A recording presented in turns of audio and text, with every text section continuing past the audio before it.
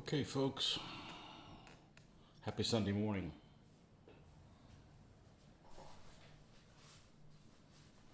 Back at it once again. A little later start than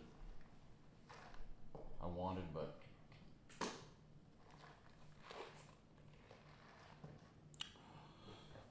I was out of coffee, and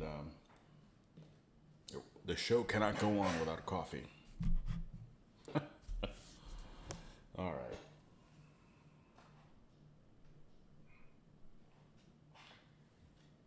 Just kind of precarious that is.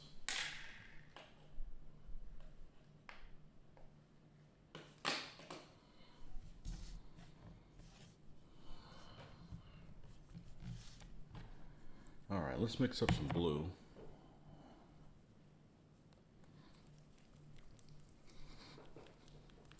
For the shield device here on this guy.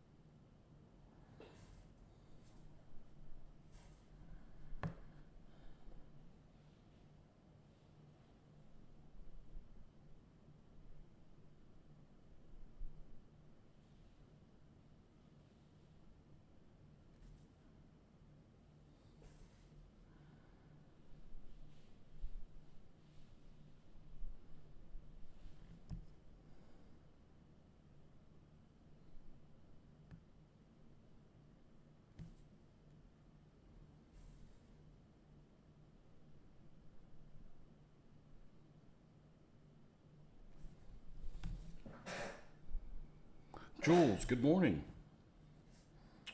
Haven't had you come by in a while. How goes it?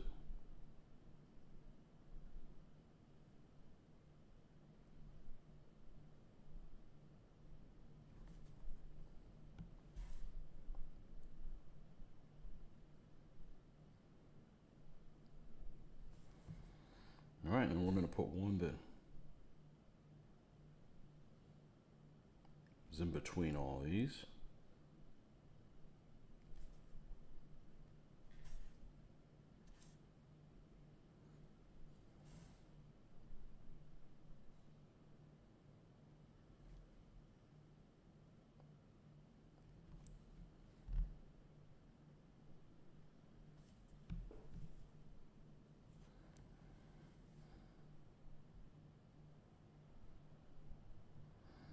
Oh, crap. I forgot to adjust the delay time on the notices. I meant to do that. There's just so many effing things to do before you get started. Oh well.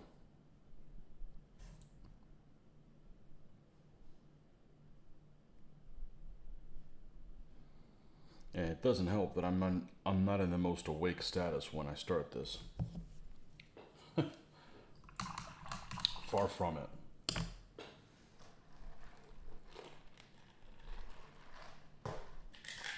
We're gonna fix that. We're gonna fix that. Because there's almost like a 1 minute delay between stuff. Work's been mad. Currently putting finishes touches on 15mm Macedonian pipe. And yeah, work's. I don't know if work's mad right this moment for me. It's really extremes. It'll go from everything at once to nothing. And it's against my wishes for things to happen that way.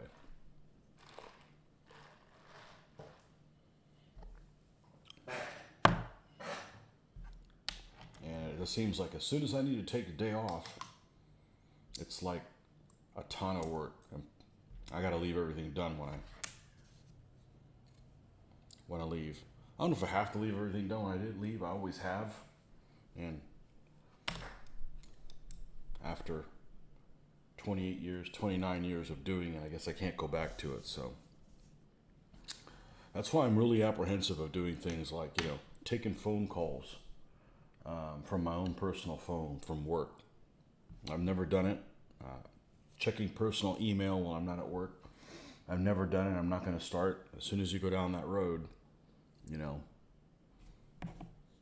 never can get away from it. And I have a very inflexible job as far as I have to be there certain times, regardless of whether or not my work is done. So because of that, I'm not willing really to give an inch. And at least I don't think about the damn place while I'm not there. Even while I'm talking about it, I'm not thinking about it. So that's what keeps me out of the crazy house, I guess.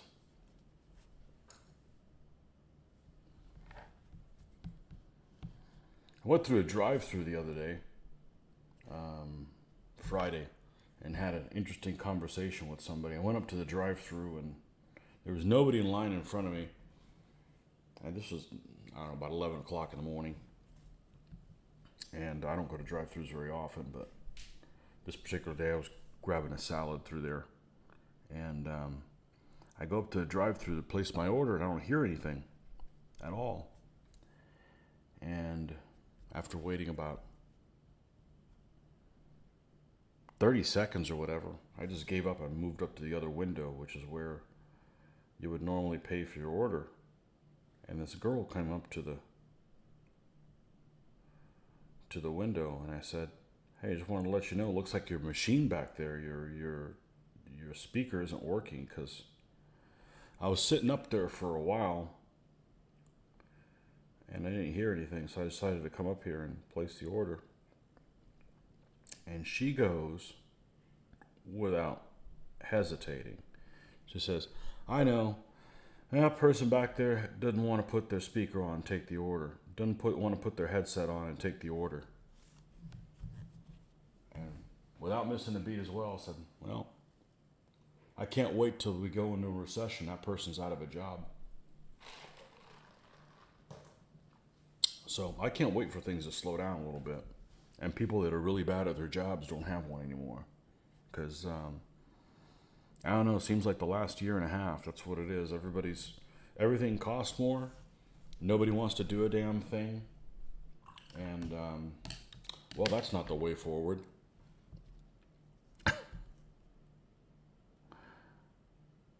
So,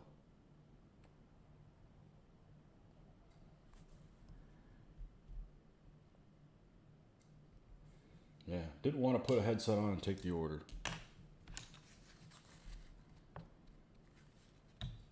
Well, I don't know who that person was, but I guarantee you couldn't count on them to clean the bathroom either. Just a guess, though.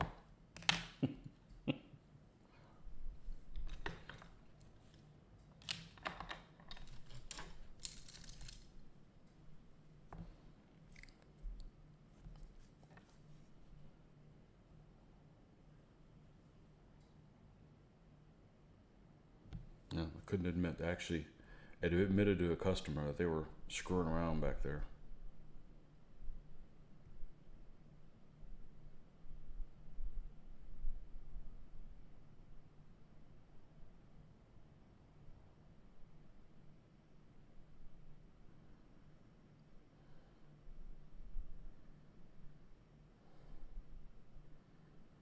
I wasn't upset or anything. It just, actually happened on a perfect day because I wasn't really in a hurry and there was nobody really in line, but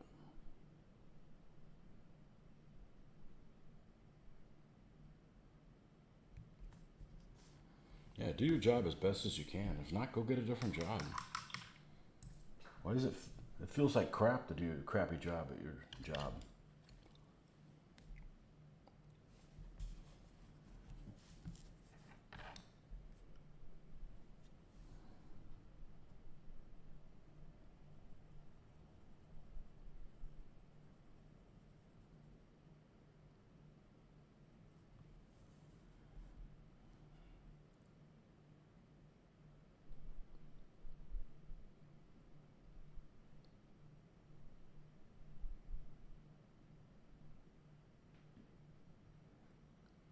yeah, work for me has been crazy for a long time.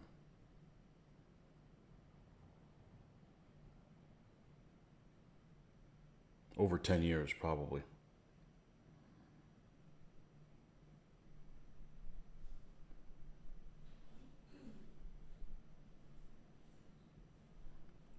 So much that I don't have that much vacation time every year. And it's hard to use it because I don't want to use it just for any reason. It needs to be worthwhile. And I can't carry it over, so it's kind of like a catch 22. You know, I don't want to just take a day off to stay at home. You know, Macedonia is almost complete. Back to DBA early Libyan hordes. Man, from one extreme to the other. I actually had a player that came in one of our shows and brought an earlier Libyan army. And I started looking at it. It's actually an army that changed quite a bit from TBA 2.2. It got a lot more flexible.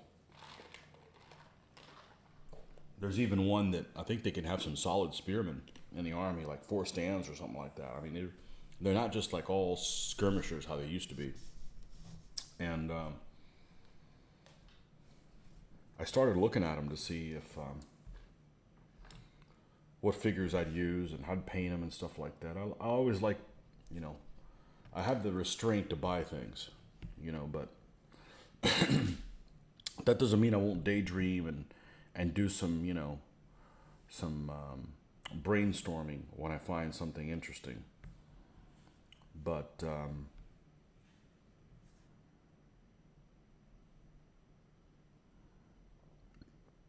yeah, it looks like they could be a lot of fun.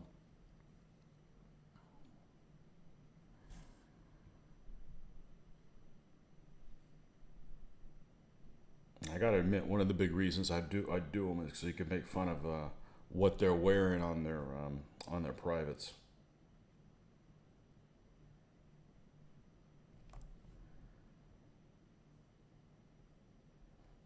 It'd be the topic of the conversation every time. Same reason I want to paint some naked blue dudes. Although I'm starting to think that that's pretty much a fallacy.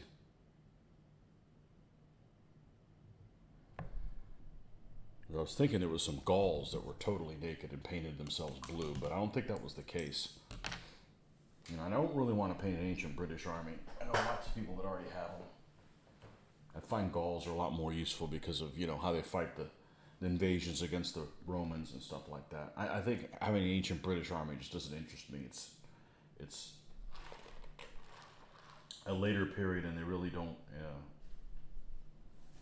do anything else. And like I said, I've got three people I play with normally frequently that already have that army. So whereas only I think one has the Gauls. Only Mitch has the Gauls. So.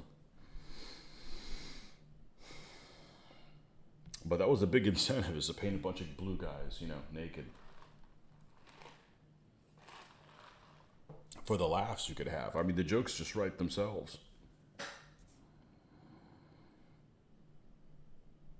Okay, I had a thought on this, and it escaped me. I was thinking about one thing, and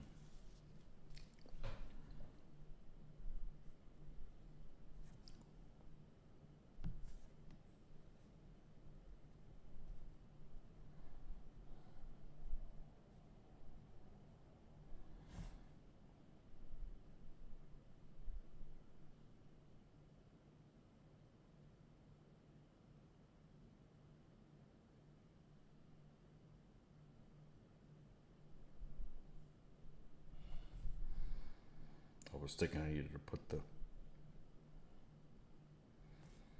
go ahead and paint the boss on this guy's shield.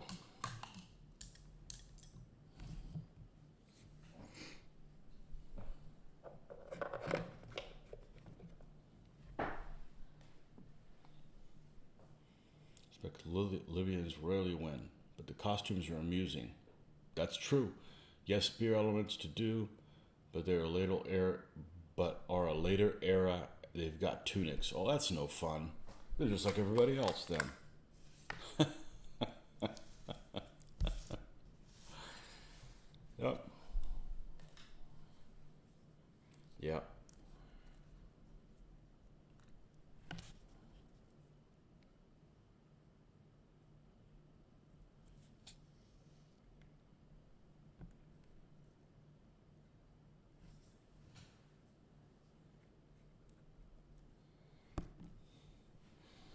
I don't care how hot it is in Libya. I'd want to wear a little bit more clothes than that. But that doesn't matter to me because I want to just make fun of the army that I painted. I think it'd be hilarious.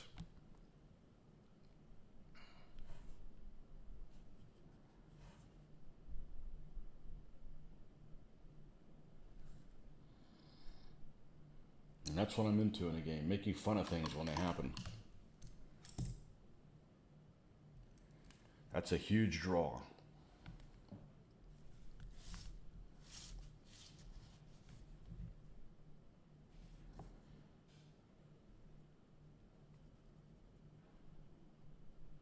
Not a whole lot of armies you could do like that. I mean, I guess you could do some Greeks, some early Greeks that also, Galatians, Gauls. I don't know that any ancient British were completely naked. I could be wrong. Mycenaean.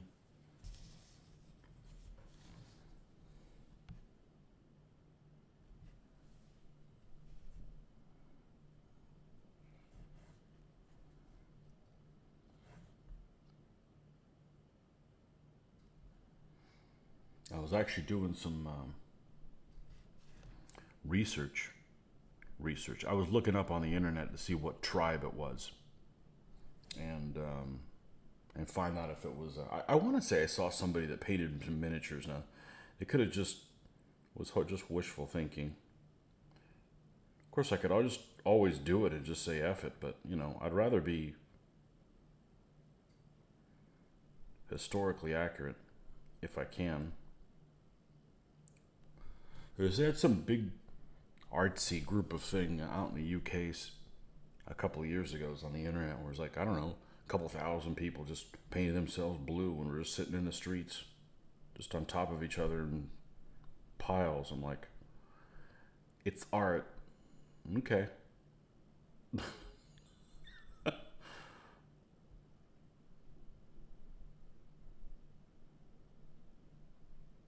I just think it'd be funny to fight some battles with folks who look like that. Blue Man Group, Naked Edition. Mike B, good morning.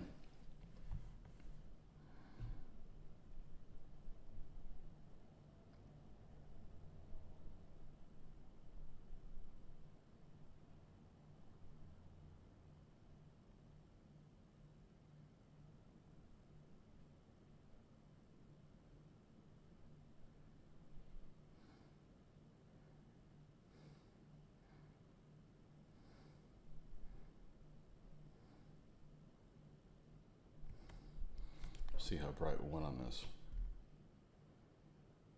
Yeah, we stopped about there. All right, let's bring this red up.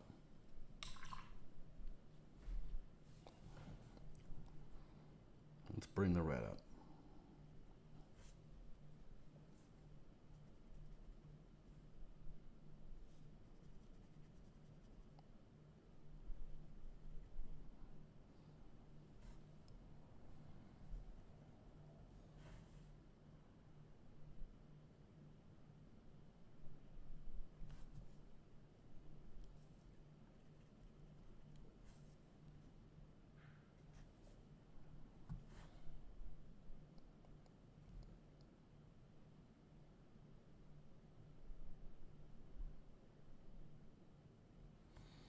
Yeah, if it takes me this long to complete something that has as few figures as DBA, I really don't want to get involved in something that involves much more figures.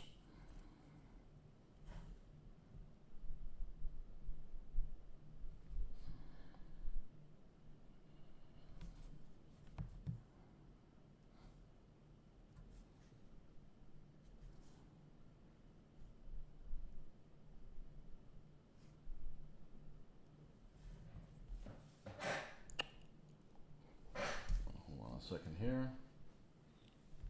Mr. Hanna, some Scotland fans paint saltires and line rampant on their faces before they go watch the national team at soccer and rugby. Oh.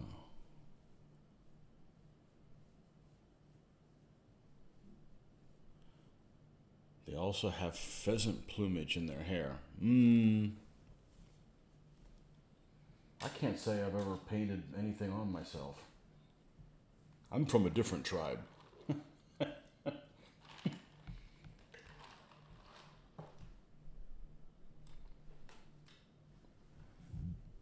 Did Scotland end up getting their independence? I'm just don't even know.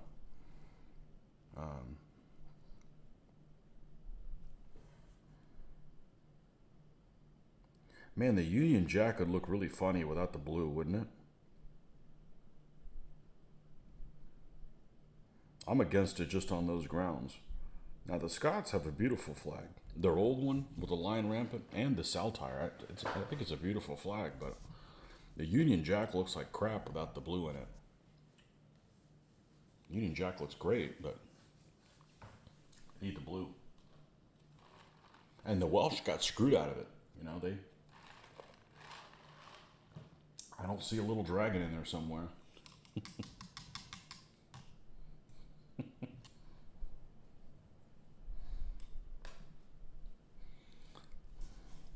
Big fan of flags, so, you know.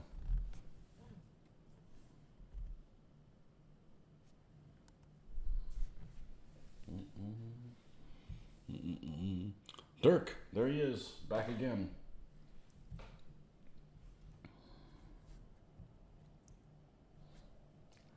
Back for more.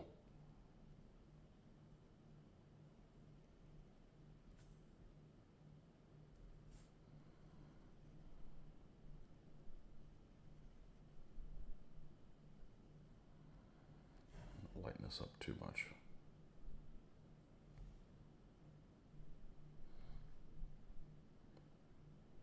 And I think what I'm going to do with these guys is I'm actually going to go ahead and seal them and everything.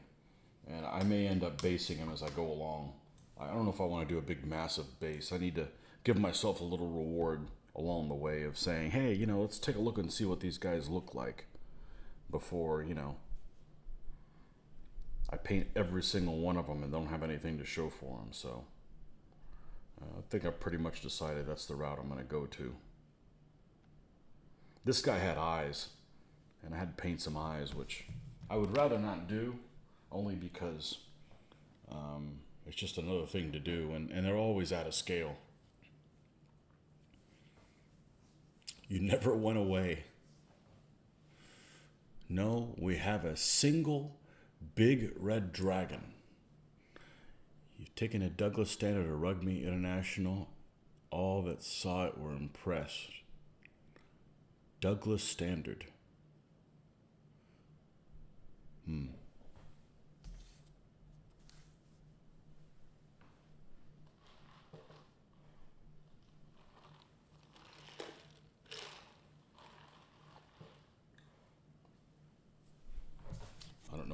I don't know what that one is. I mean, I know what it is. I just don't know what it looks like.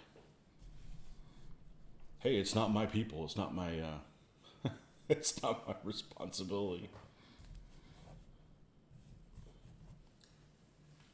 Let's see what it looks like. I'm just going to do a Google image search for Douglas Standard.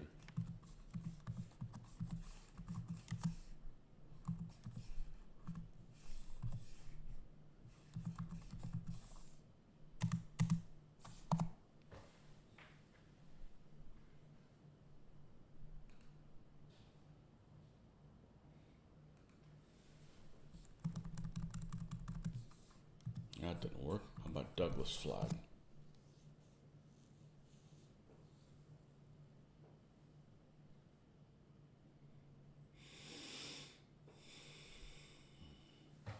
I'm not seeing it. I see some things here that I'm sure are not the case.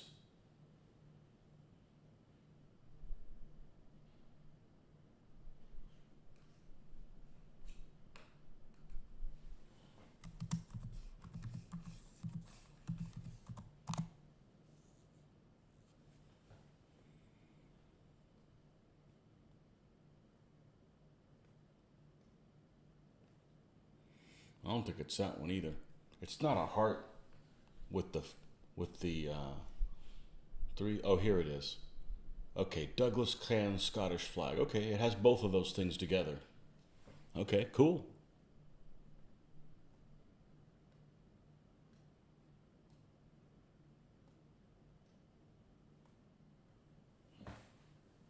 Honestly, I like the.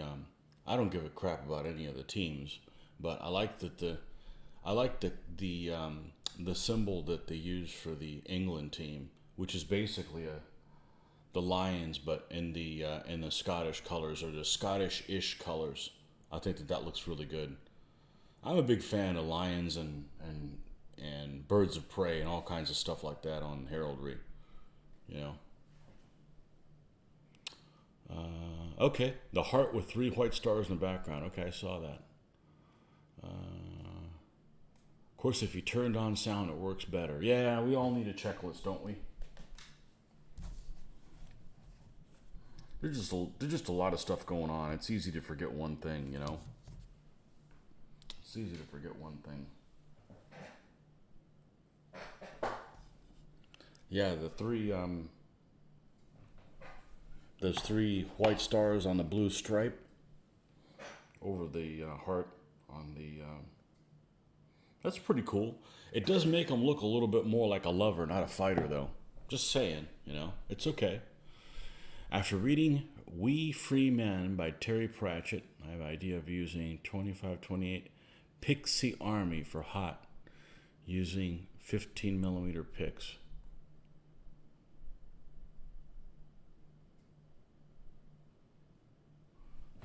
Is it like a bunch of little people or something like that? Rugby, the English use a rose and the Scots use the thistle. Oh, I didn't realize that they changed their... Well, I guess is it not a national team? I guess other teams do that.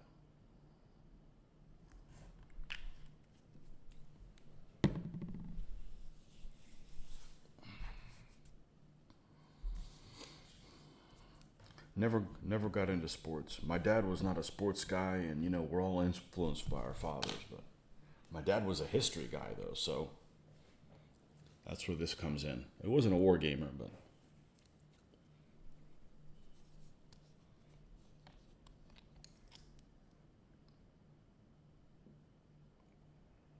the most sports watching I've ever done, which is almost none. Back in the early 90s, there was a video game that a buddy and I used to play. It's a Formula One game on computer. And we'd get up at 6 in the morning, which at that point, we didn't get up at 6 in the morning. I would show up there at 6 in the morning, which at that point seemed really extreme. Now it's like just another day, right?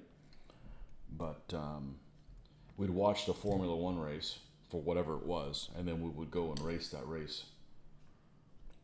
Well, it wasn't just you race the race. You set up your cars and do laps and take scores and all that kind of stuff. So it was watching sports, but it felt like you were participating, not just sitting there like, you know, on the couch or whatever, you know, screaming or, you know, whatever it is that people do. That doesn't make any sense to me. At the telly.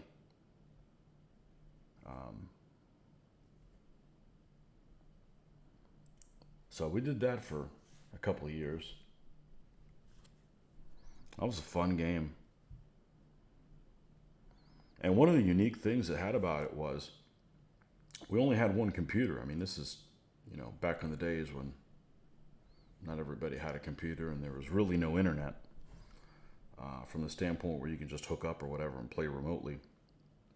So the game had a thing where you could set it to a certain number of laps that you would drive, and then it would fade into the next, you know, you get like a 30-second warning. Hey, it's going to switch drivers.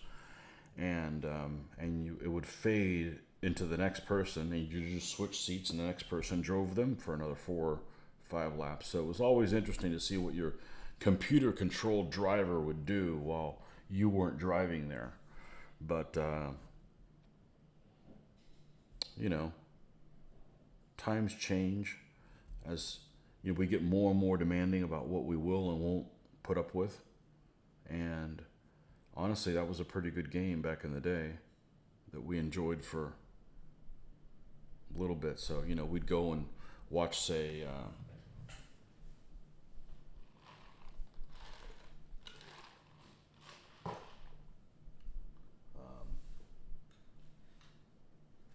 Silverstone or something like that. They'd race Silverstone, and then we would go and do Silverstone ourselves. And you start with a stock car, and you start messing with the ground force where you can, and the gear ratios, and spent a couple hours doing that, taking turns, and reach the point of no return kind of thing.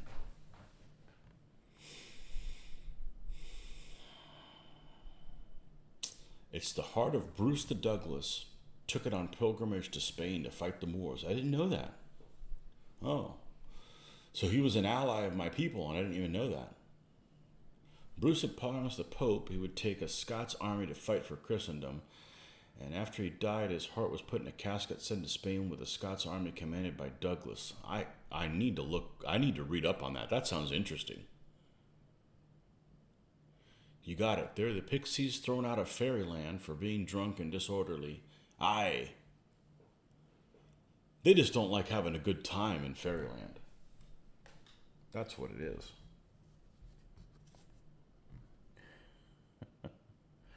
I had no idea. I had no idea that the Scots came to Iberia.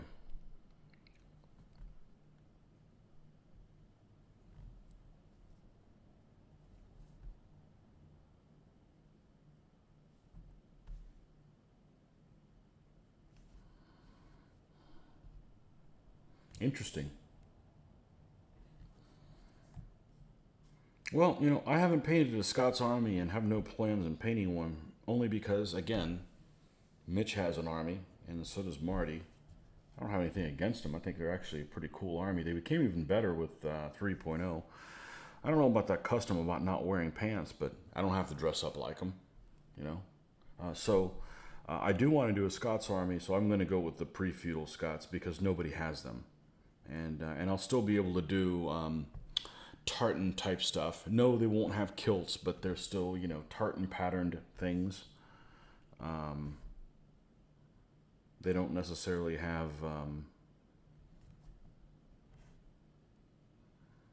set patterns during that time, but I'm looking forward to painting something like that. I'm sure I could pull it off. Cloaks and things like that. Not everybody, but some different stuff there.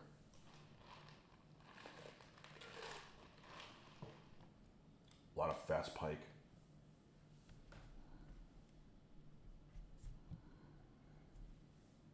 Yeah, we had actually quite a few people that have Scots armies. We got that one. We've got Scots Irish. We've got Picts, which is a shame because they got some cool glyphs and stuff like that. The Picts do. Now, it does save me from having to do frickin' tattoos on 15 millimeter figures, which does not sound like a good time. It's one of those things that, you do one guy and then realize how you're going to pull it off. Some people have suggested you use like a permanent marker. Permanent markers are weird. They're very hard. So as they move across the surface, they're probably going to scrape off the paint underneath. And they react weird to sealing things. So I would just assume use a paintbrush. I'm a lot better with a paintbrush than I am with a marker. So what else do we have? Ancient Brits.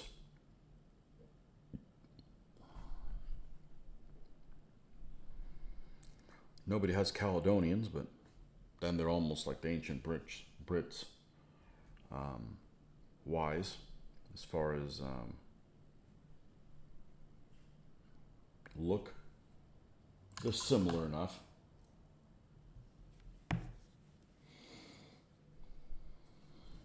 What else do we have from the British Isles? Well, I'm the one that has the Irish. I've got a Norse Irish army also to do. Those guys would be fun.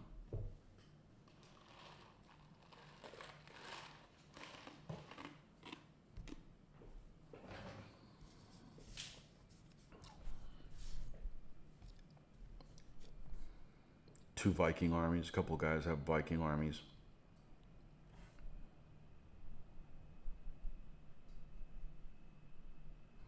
Mitch has those early Anglo-Saxons.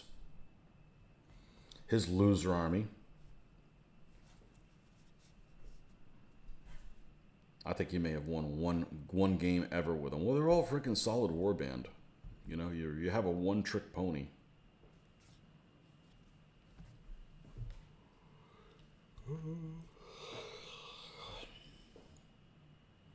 People with the name Lockhart were originally Douglas clan members that were charged to look after the heart of Bruce's name derived from the lock of the heart. That is a cool freaking story. Their heraldry has a heart with a lock around it. That's a cool freaking story. I like that.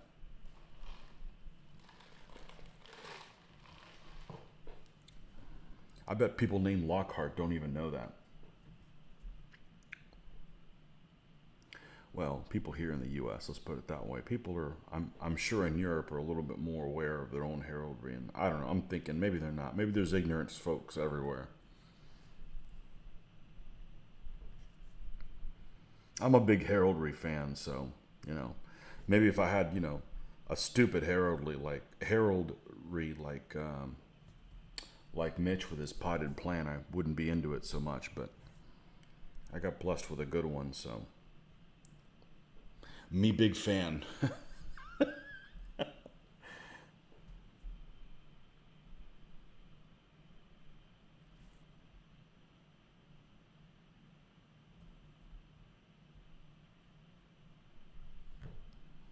Me big fan.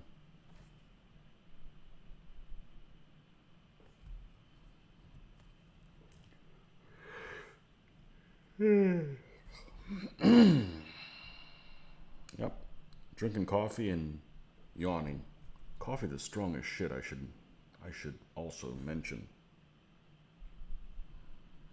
It's the whole point in drinking it.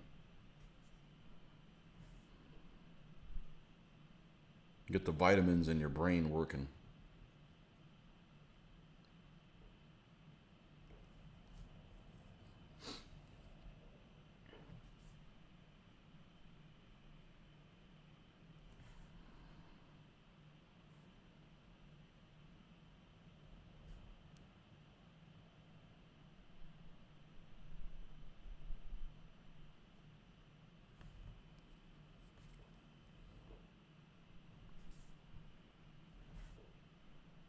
I suspect I probably would like the weather in Scotland a lot.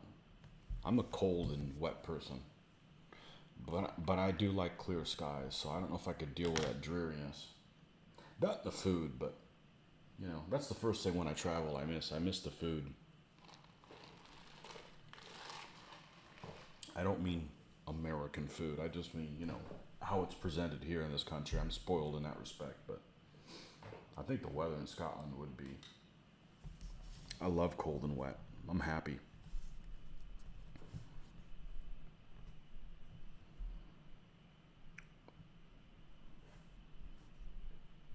Isn't that where that movie Centurion was filmed in Scotland? There's some beautiful landscapes there. Some of it's almost devoid of trees, but it doesn't really matter. It's still pretty. You don't have to rake any.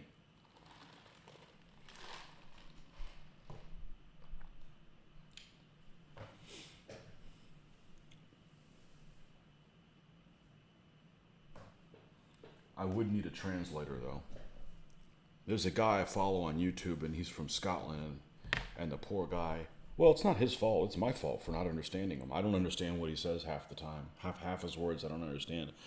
So I got a big chuckle. I decided to put subtitles on. And what it translates what he's saying to is hilarious. It's absolutely hilarious, but he's a hell of a good painter.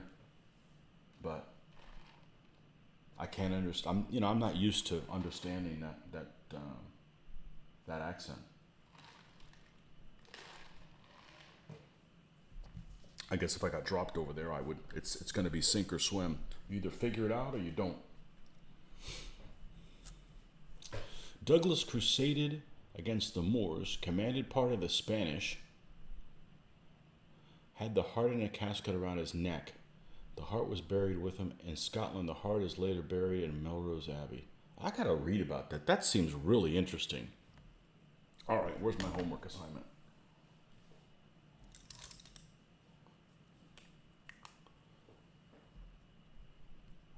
Douglas, Moores, Hart. Okay. We're going to read about him later today. That's super. I love stuff like that. That's really, really interesting. Unique. Very unique.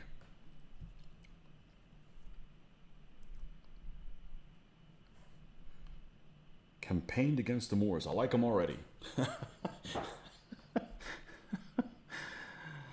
Oh, man.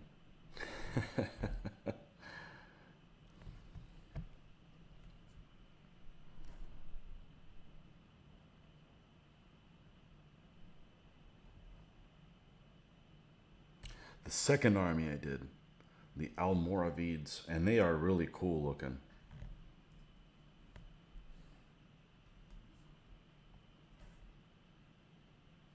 They're really cool looking with their camels and stuff like that, and the black guard. I got another army. I got to get to 3.0 standard.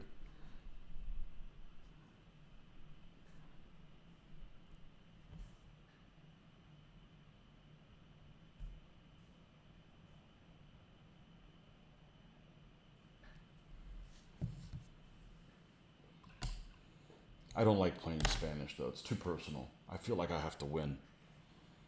I'd rather lose with people, with not my people. No pressure.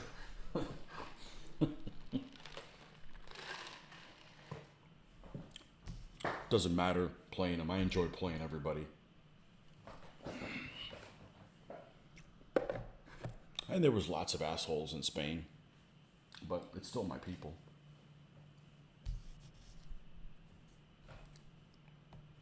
My ancestors.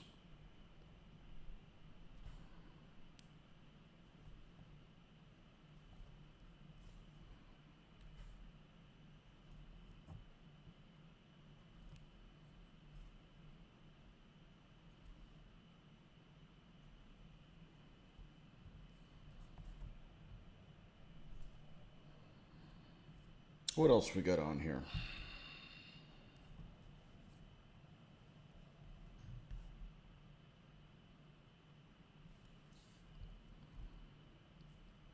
We got a little writing cloth that needs to be on. I think I used a different color red for that. Let's go ahead and do that.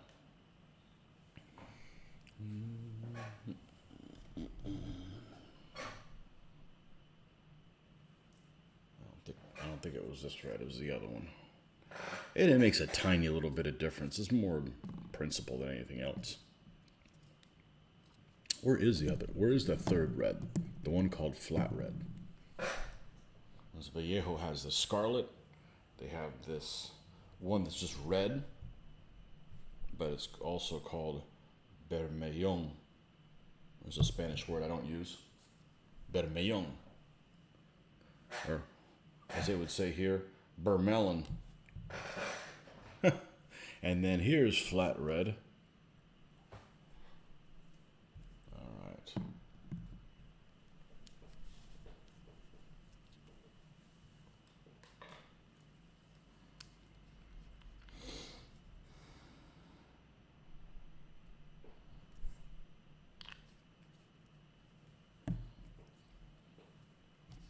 It didn't help that I learned how to play the game using my feudal Spanish, which it's difficult if you're kind of a noob to use an army that has no shooters and has 4 skirmishers. And like now I could deal with 4 skirmishers in the army and be fine. I mean, I love skirmishers. They're cool. They're, really frustrating for the people that aren't the other side if you know how to use them. But if you don't know how to use them, not so good.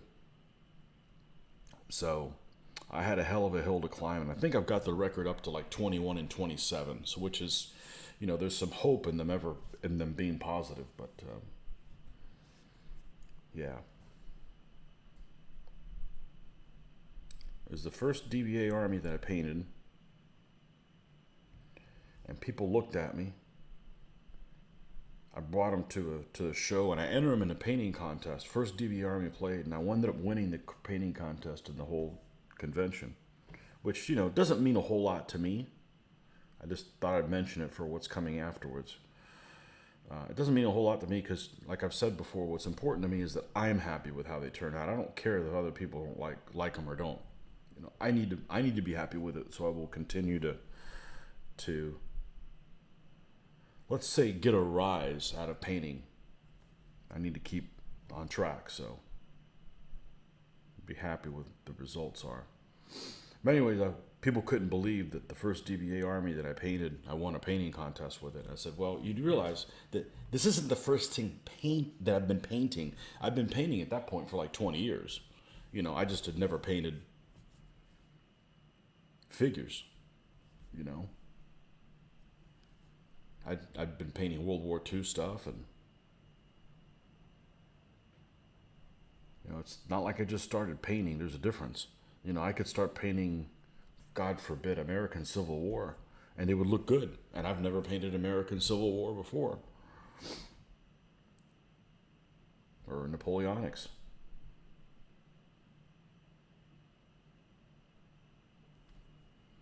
If I did Napoleonics, I'm not going to. Everybody around me has them, and their figures look nice. There's no reason I need to stomp on their parade. Joel. Joel has a bunch of Napoleonics for DBN, and what he did, it's exactly what I would do. He has every single stand is a regiment.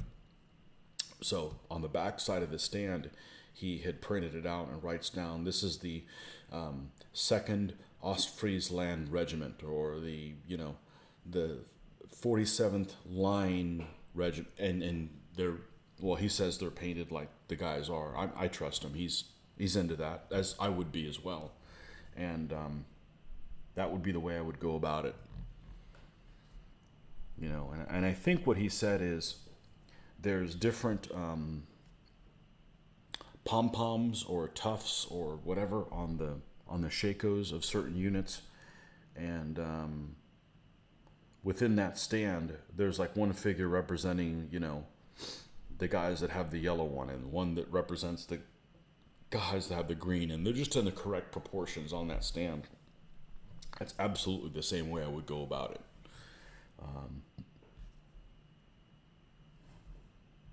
And I appreciate that. I look at it every time I've played. I'll flip the guys over and go, what unit is this? Okay, this is the Grenadier so-and-so's. Okay.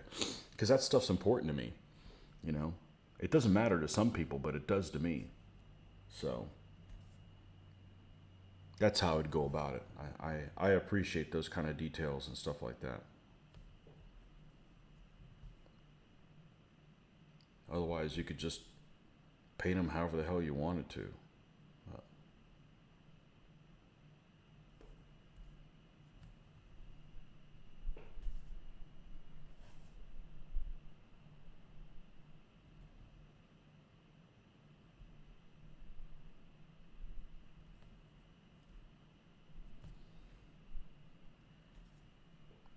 They've started playing DBN. Well, what happens is we play on Monday night, right?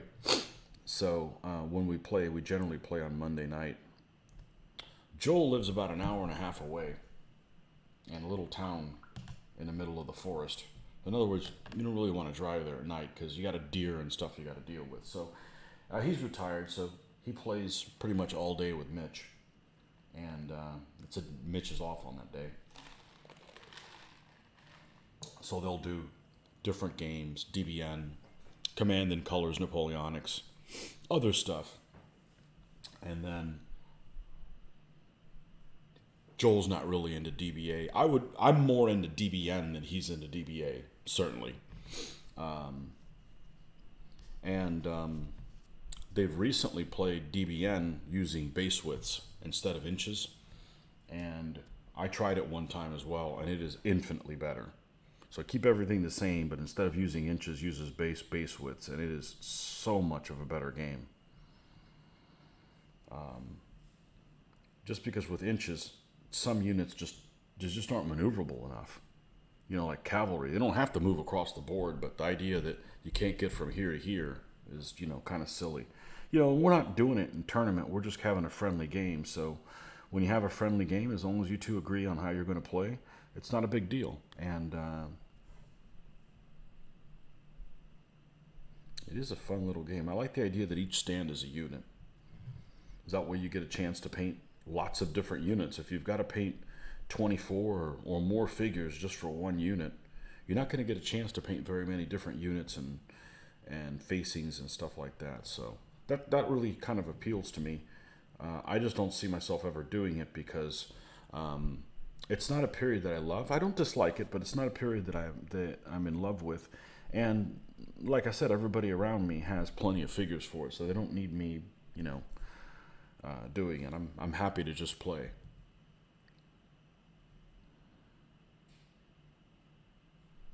But that said, if I was really big into the Napoleonic conflict, I would probably not like DBN because it just wouldn't scratch my itch. It's not detailed enough for what I would like. But as an outsider, it works just fine. You get to complete things. So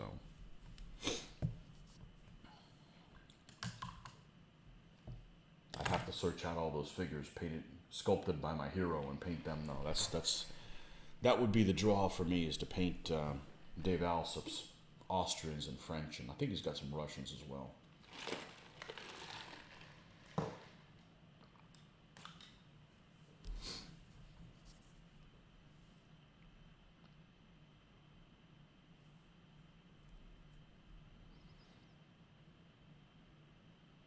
Okay, there is a ridge across this. Subdividing the armor from the neck, so forth. I think what I'm going to do is, instead of adding something like bronze or something to it, I could add, let's just add bronze and see what it looks like. If I don't like it, I can repaint it. I say that all the time, and I rarely ever have to do it, fortunately. Having to go back and in a time machine paint things that are already spoken for is not my idea of a good time. It's just a waste of time.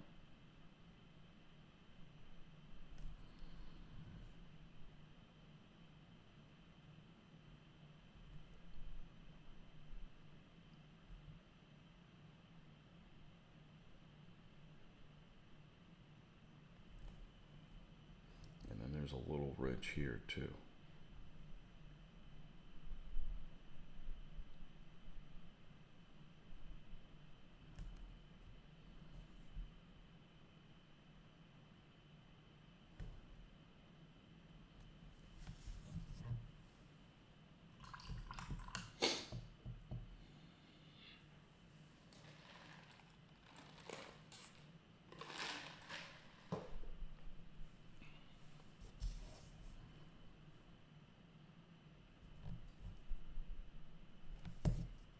I just don't see much of a point really to get into something else that is unlikely that I'm going to get a lot of use out of it. Whereas we know damn well when I get these guys completed, you're going to see them in battles and stuff. They're going to get used. And that's a big motivator to me to make more stuff, because I know they're going to get used. Even if I said, FDBA, I don't want to play it anymore, they're still going to get used because I'm going to play something else that uses the same figures. Whatever that may be. Well, it's not published yet. I can tell you that right now. I'm not going to be playing anything. If I don't play DBA 3.0, there's nothing out there right now that I'm aware of that it's going to fit the bill. It hasn't been made yet. So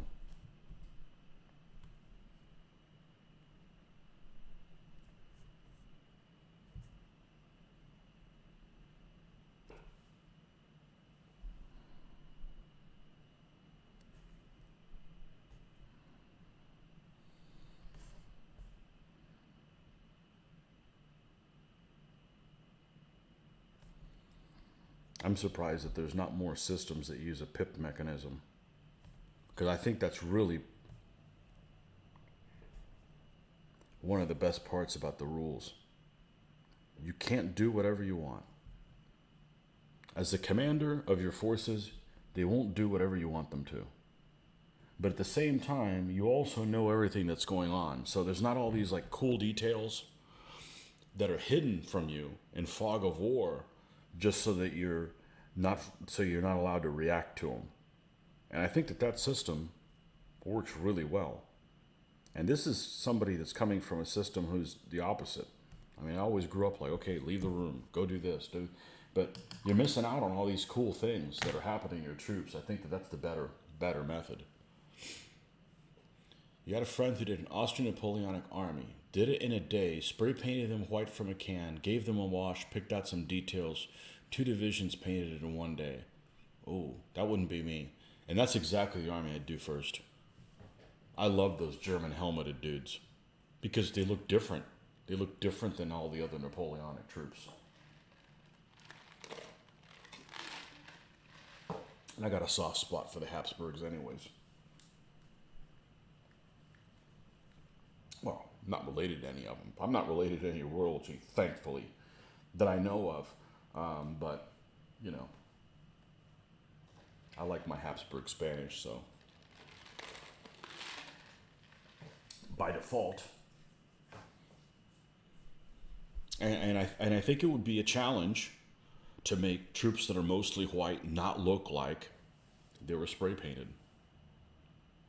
I saw a guy that did something a long time ago on the miniatures page, back when I used to go on that place, and they had actually, and I forget what it was. It was either, I don't know whether it was medieval or it was Napoleonic, or it was World War II figures, whatever it was. They had basically painted them all in gray, so it looked like a black and white photo. That's a hell of a lot of work, you know, and it looked legitimate. It was well done. I don't think I'd use my talents for that. It just seems kind of wasteful. But hey, he got points for originality.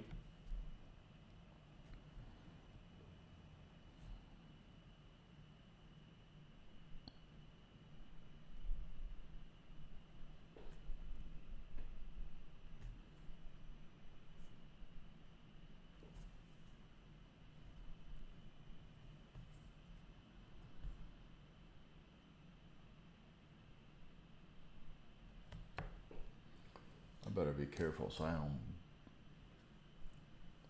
bugger this up.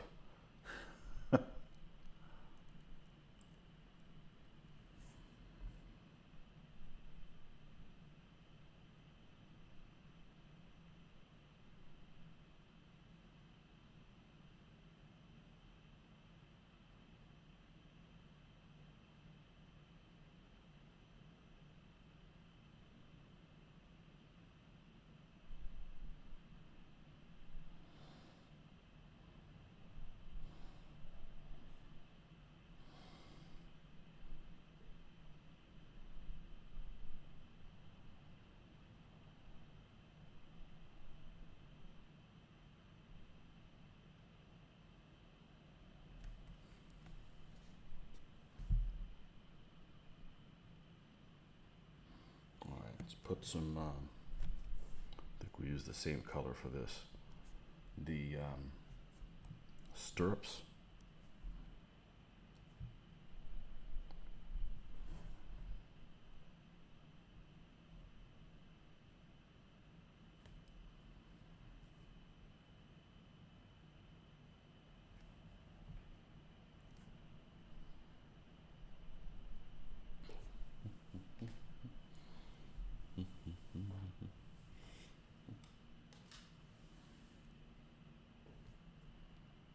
And yeah, when we're done with this guy, we're going to go spray him.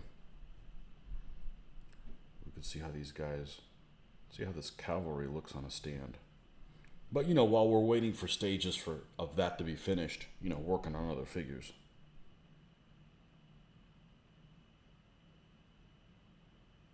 As much as I would like to have one thing finished where I moved on to something else, it's not really practical because of drying time sometimes.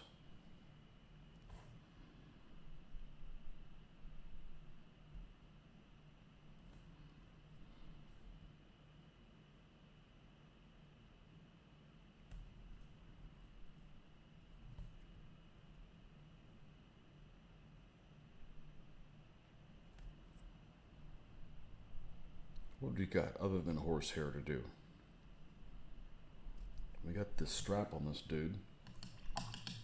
We'll go ahead and use this same color that I have here for that. Which Byzantine army is that? This is going to be the Constantinian Byzantine. These are the guys that got their ass beat at massacred. And I'm going to be adding a few elements onto this army. You know, and taking some away. But adding a few elements onto this army to make the Comnenian Byzantine. So we'll have all our Crusades period Byzantine figures. Manufacture-wise, well, this guy in particular, this is an Old Glory figure, but it's a mixture of, my army's a mixture of Old Glory and a few tabletop games guys, and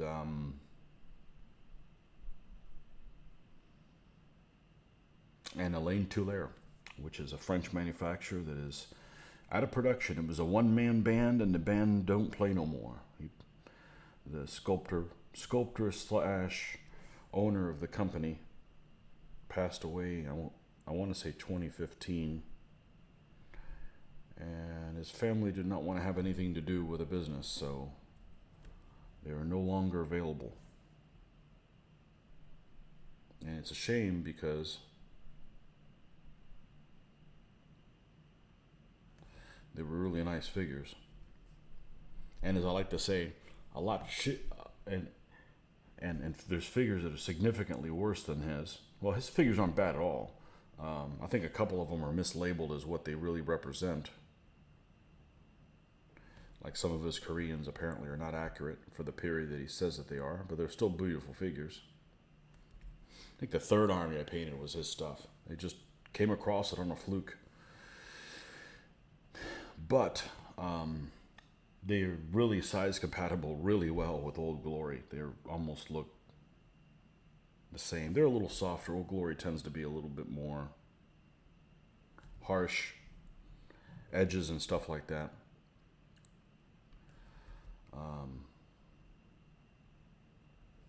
Which most of the time actually means they take paint a little bit better. Like Old Glory's chainmail, I'm a big fan of Old Glory's chainmail. It dry brushes really, really well. Mr. Ian, welcome. So, like for instance, this is an Old Glory horse with an Old Glory figure. It's kind of blurry. And then this one is an Alain Toulaire with an Alain Toulaire mounted guy. And it's like I need to bring his shield a little brighter. Oh well, on the edges. That's easy enough to do. I must have used the light yellow for that, not the white. I could also leave it as it is, but I'd rather them match if possible. So, they're really pretty compatible. I replaced the lances on both of them because the Old Glory lances are weird. They're like carrying a 1x2. They're thicker in one dimension than the other. And they're very rustic looking. And the Alain Toulaire lead is very soft. So I don't want to spend all this time on the figures and then have to replace them. Replace lances before they've even seen the tabletop. Okay, it's not that much of a difference. Actually, I'm going to paint his boss a little bit bigger. Come down the side a little bit more, let it pop, because the boss on these two figures isn't the same size. But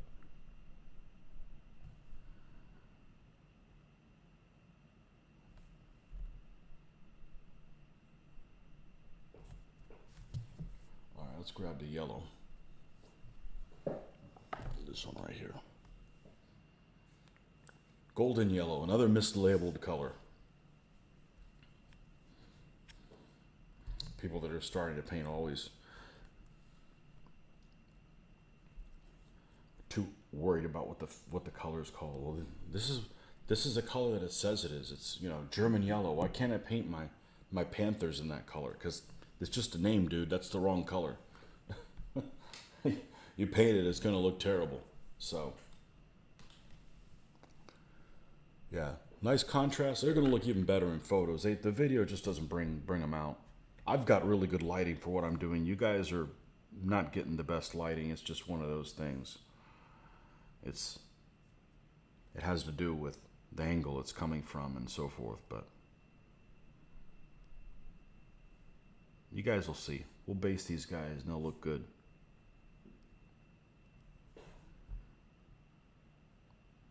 I suspect this is probably going to be the prettiest army I've done.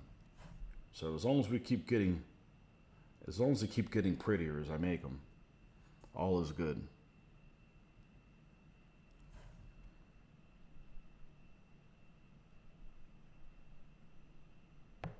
I don't know how they'll fight. They'll probably do better than historically, which is always comforting. You know?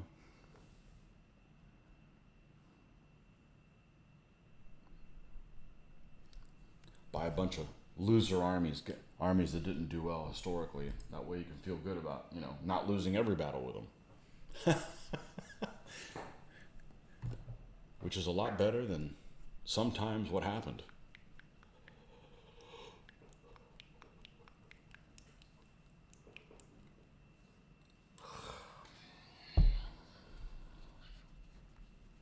Yeah, the big turning point for me on painting, I think, happened with the Irish. I don't know that I had a turning point, but the big thrill was when I did the Irish, because I just basically took an army that nobody was interested in, or if you look at them aesthetically, they're pretty boring looking, and I really liked how they turned out. So building a lot of peasant-like folks, where they're not uniform and they're wearing whatever they decide to feel like showing up in. I get a big thrill out of painting those armies. And the cool thing is those guys have a pretty impressive win record.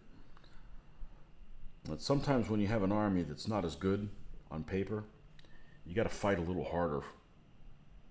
And sometimes when you have a better army, you just get lazy. And you're like, all we got to do is just show up and start shooting. And that's how they get you. You think you got it in the bag, and that's not quite the case.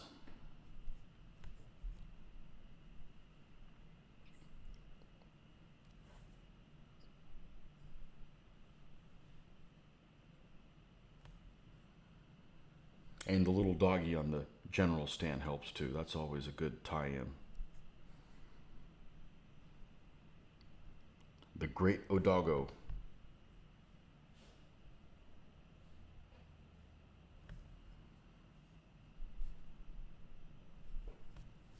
So I do like doing the armies that have a high percentage of peasant-looking folks, just because you can kind of make them look more interesting. Dracula's armies that way as well. Watching broadcasts on a large screen, nice contrast. Okay.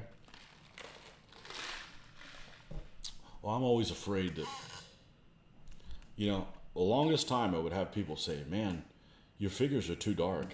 And my response is, well, you're playing in crappy light, because they look exactly how they should be here. But then I have damn near perfect lighting for what I'm doing.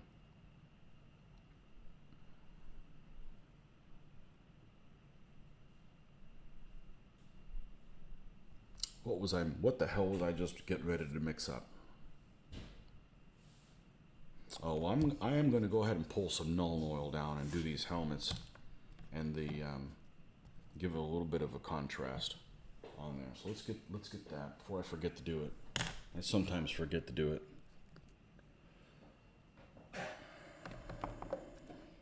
You had a friend that did a peasant army. Most of them had trousers that didn't cover their backsides properly, and he hired them armed with garden tools.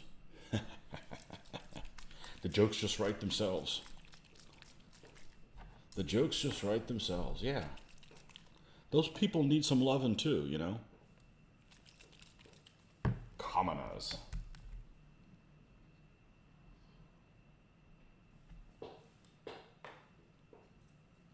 And there's a lot of armies that fall into that category.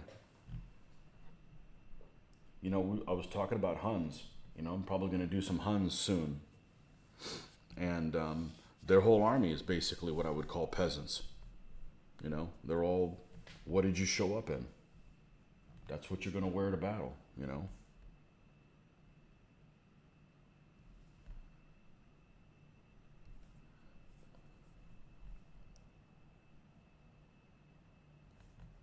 Bag the Hun.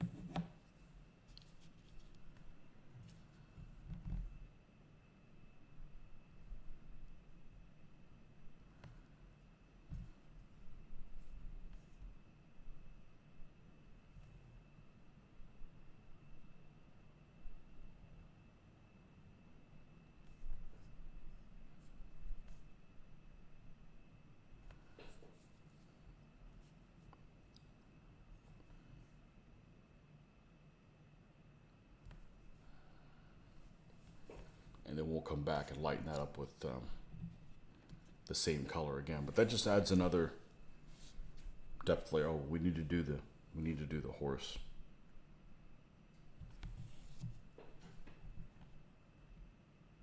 It's got like a face mask. Looks pretty cool. Looks pretty cool, this sculpt. Yeah, we'll go ahead and do a little eye thingies as well.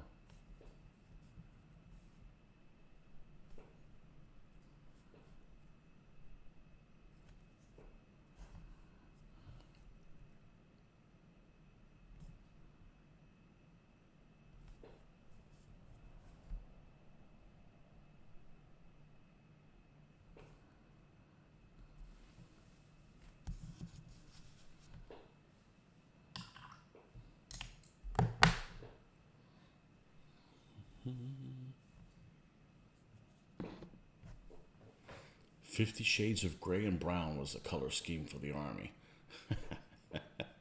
Yeah. Tinted clothes cost money. It costs a lot of money. So you could equip a whole army in linen, or linen colored, and then after a week campaigning, or a month campaigning, or 3 months campaigning, there's going to be all kinds of different shades and variations on there.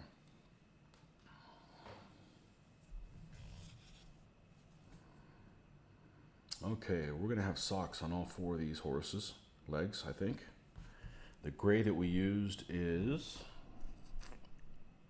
I believe, this one. It's dried out. Doesn't, if I forget which one it is, it's not that critical. It's kind of the starting point for where we're going to go from there.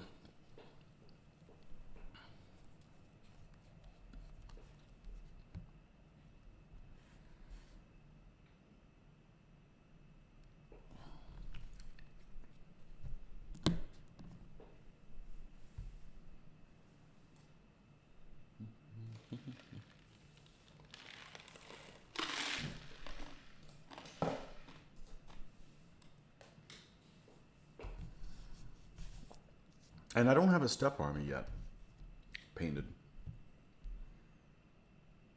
Oh, I thought this was the gray. Well, it's going to work as it because we're going to make it work as it.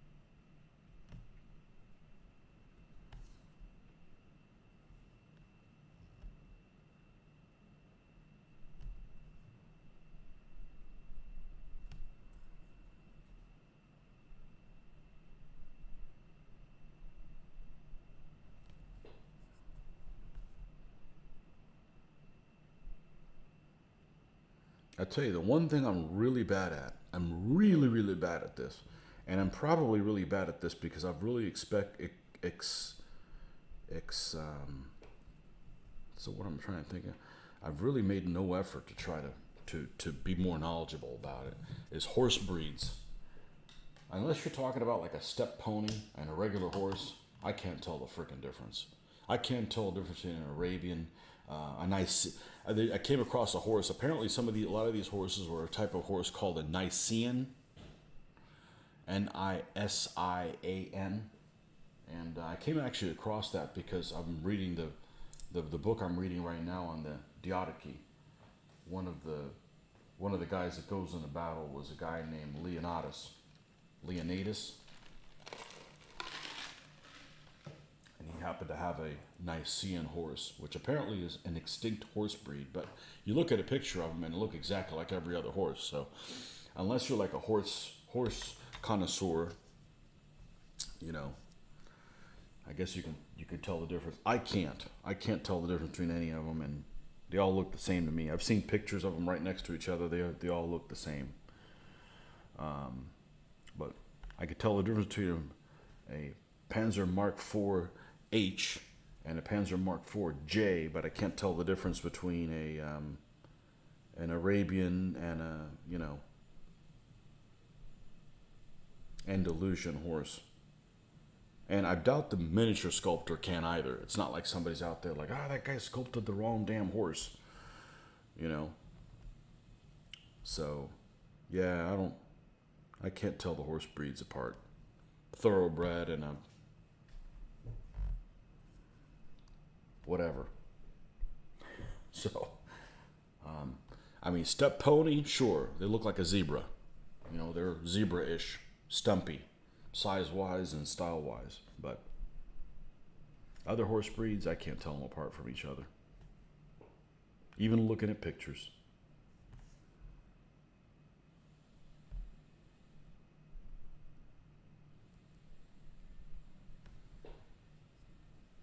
But supposedly, the Niceans are a horse that's no longer around. I could tell elephants apart from each other. They're significantly different, but maybe horses are as well. I'm just looking in the wrong place. I don't know. I'm not.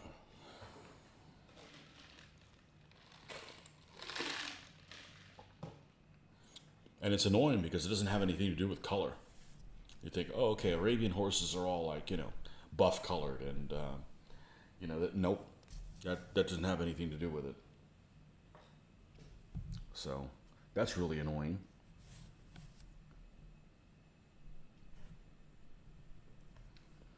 But I haven't put forth the effort really to learn it either. So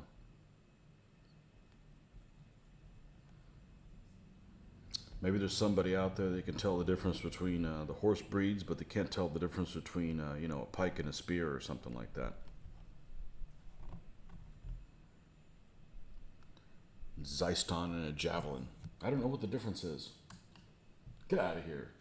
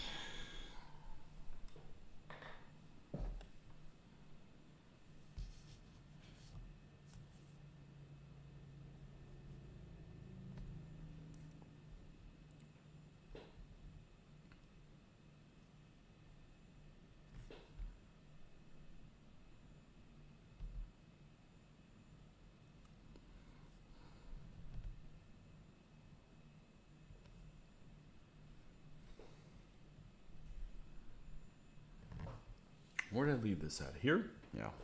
Okay.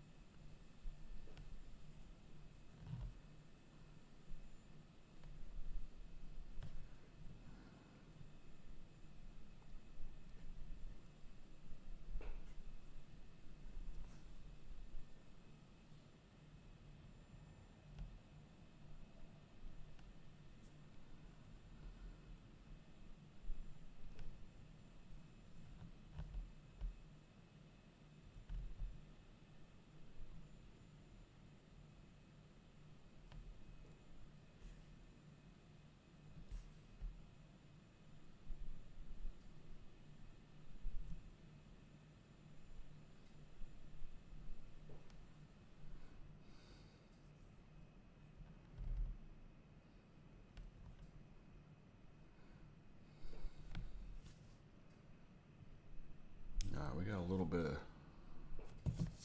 like a cord tied around this horse's tail so it's not flopping all over the place.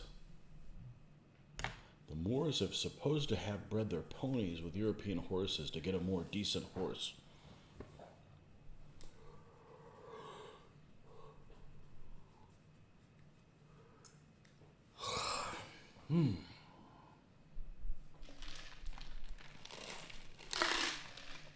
Question is that an Andalusian?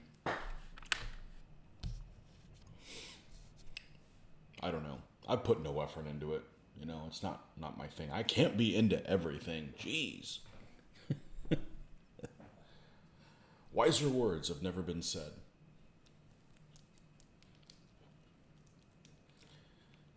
There's a guy that I saw on one of his feeds right now. He went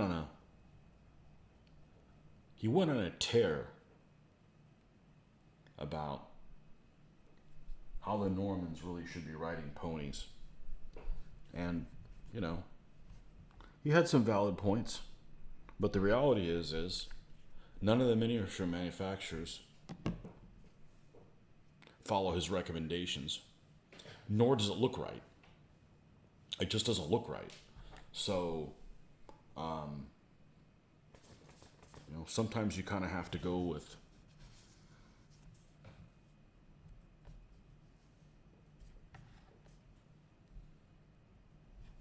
some conventions, unless it really, really bothers you. But Normans mounted on ponies don't look right. I wouldn't be worried about being charged by them, let's put it that way.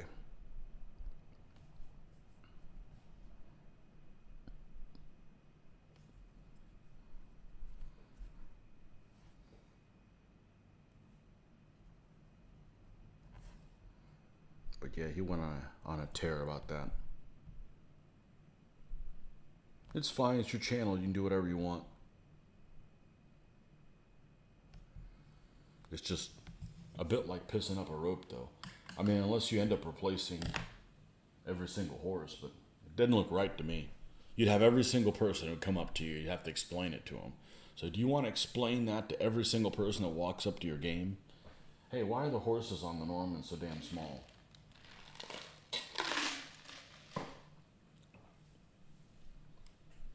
Doesn't look right.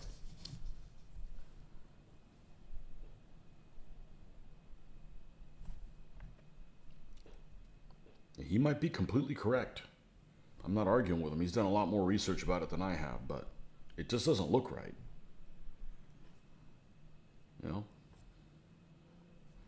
Just like I said, if I'm painting Commonwealth vehicles in 1944 or 1945 in Northwest Europe, I'm not putting a white star on the roof. I'm just not going to, because it doesn't look right. I don't give a shit if they did it or not. It looks stupid. If they had, you know, a roundel or something like that, a little Union Jack or something like that, okay. It might still look stupid. It just doesn't look right to have American symbolism on a Commonwealth vehicle. Apparently, DNA evidence has shown that medieval destiers were not that big, just nasty. Okay. Yeah, I don't want to explain it to everybody. Doesn't look right, you know? Nasty horse. You nasty horse, you. You dirty, nasty horse.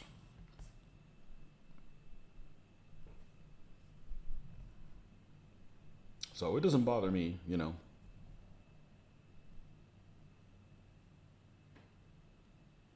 We all have our pet peeves. I certainly have some.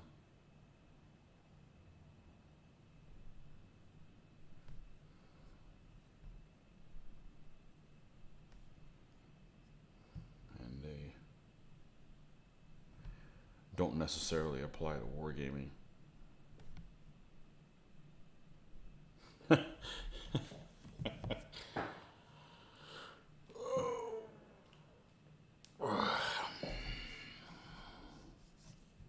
You know, when you talk about horses, one thing that always kind of bugged me is that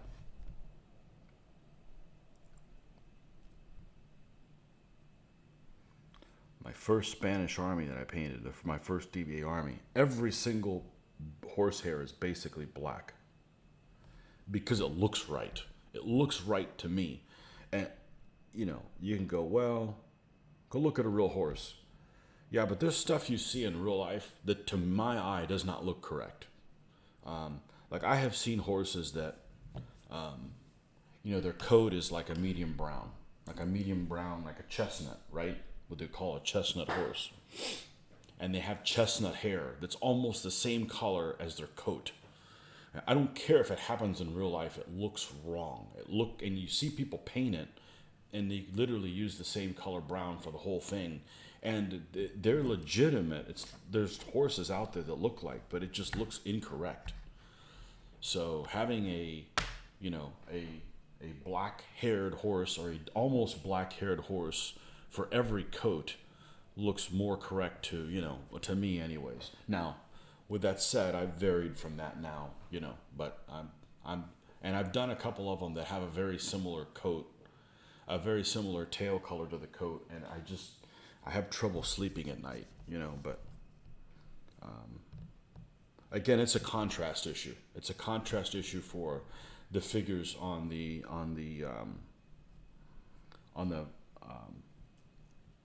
battlefield. They don't pop, and it looks like somebody just got lazy and took a shortcut. I painted down there like that's going to get covered up by the ground color. Anyways,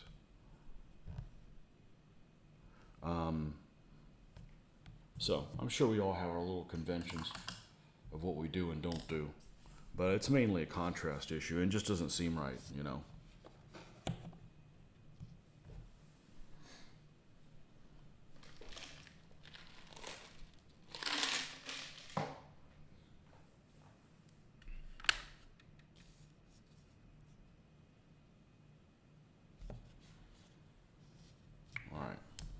We got these three guys done now.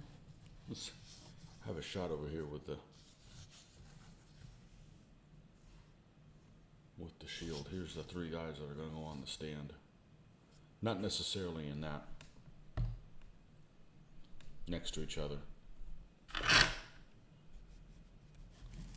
Oh, wrong way.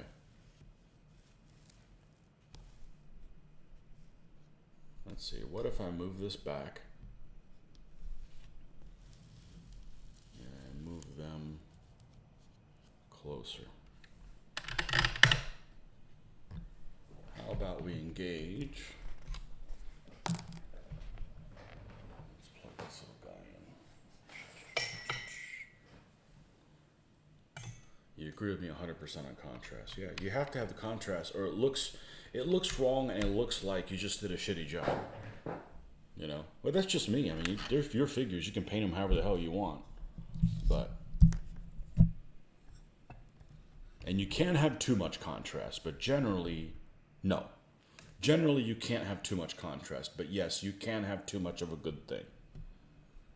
See if the lighting's a little bit better on that. Well, this is the first stand of Cavalry. It's so weird to move them. I have to move them the opposite direction that I want to on the screen. Yeah. So we're going to wait these guys to dry a little bit, and we're going to seal them, because I don't want to wait a month to see what these guys look like on a stand. I don't think you guys want to wait on them either. And I want to see what they look like with the shields and stuff on there. So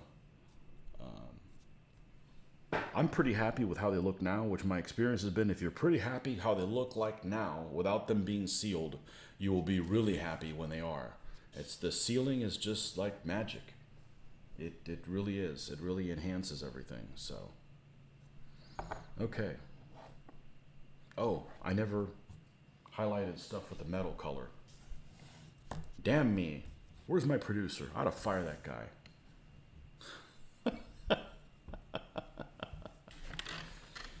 Damn you, producer. Let's see. Let's go over here.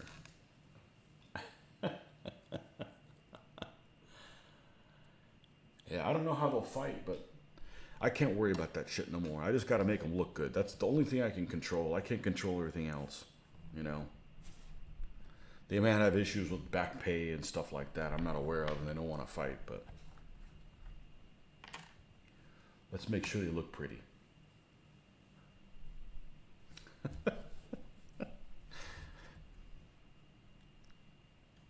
Where's my damn producer?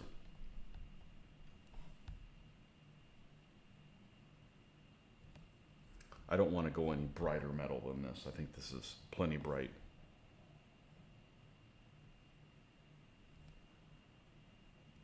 And it's just a little bit. I don't think it makes much of a difference what I'm doing, but it's the thought that counts.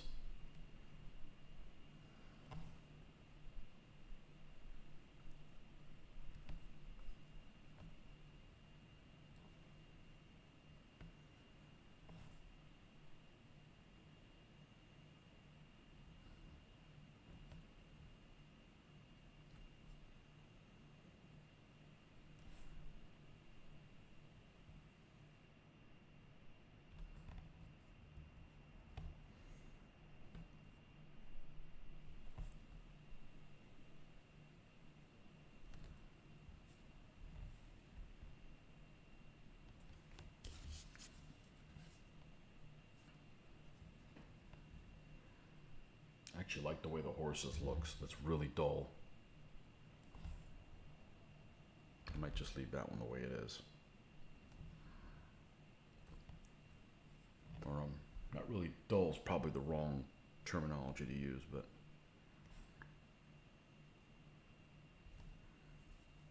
not as shiny. Not as polished. Not as polished.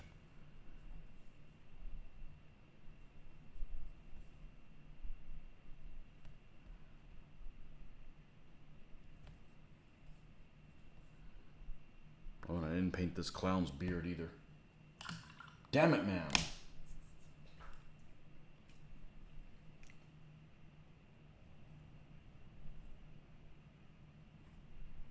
It's a bird, it's a plane, it's damn it, man.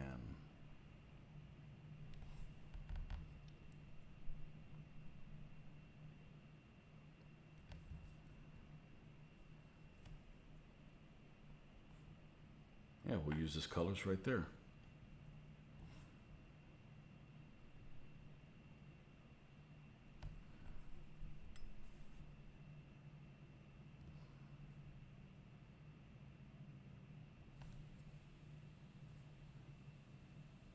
Doesn't take much, just a little something, just to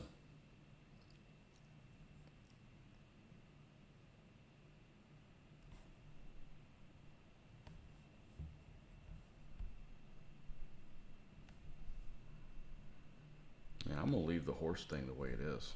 I like it. If something's gonna be dull, it's gonna be something that's all over the horse. He's slobbering and shit all over the place. In DBMM, the combo of the calves supported by the ape bow is very effective. Elephant supported by bow works well as well. I would love to play DBMM. I don't have it in me to play 100 games wrong. The reason I got it was for a couple reasons. First of all, what kind of details could we possibly add to scenarios that are based on Phil's mentality,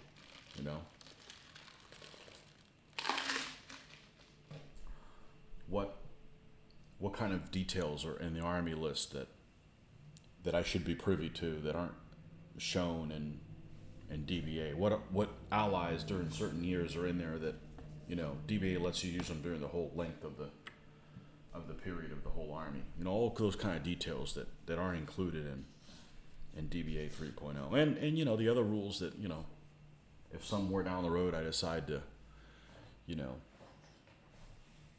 make our own house rules for things, it's supported by the research done by the same guy, And all that shit would be free. I'm not going to take Phil's work and charge for it. That's I would never be able to sleep at night if I did that.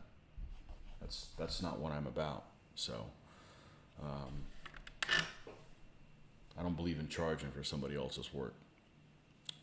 So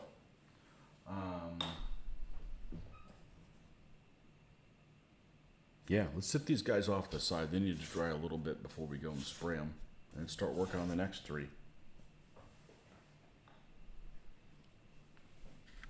And I did find that lance that fell on the ground. I found it this morning. I had lost a lance on the ground. I had to find the right package and put it back in. Because those were all pre-cut and filed down.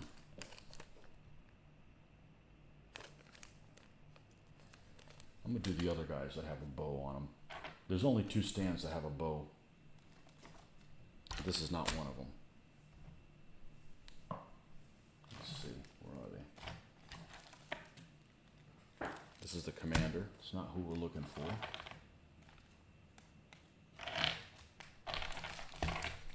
Here's one. Here's another. Should be 4 plus the commander. This one has 3 lances. Okay, this has 3 lances. This is the commander, which I hadn't decided who's who yet. Okay, and this is the one that, that's weird. Where's the other guy that has a bow?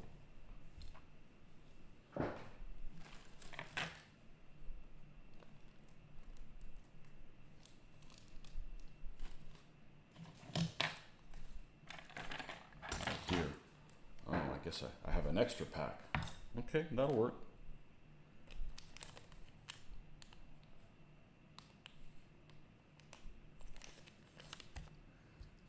Okay, here's the guy that has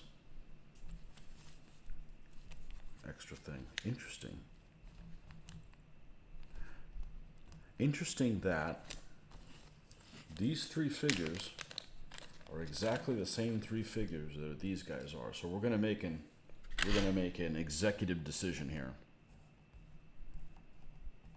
We don't want to do that. First of all, this is the lance that goes with them. I thought I was real anal retentive and made sure that didn't happen. All right, what do we have here? We've got 2 Old Glories and Lane guy. Okay. And here we've got a Lane guy, a Gladiator guy, and an Old Glory guy. Okay. And here is 2 Old Glories and a Lane guy. All right. So let's take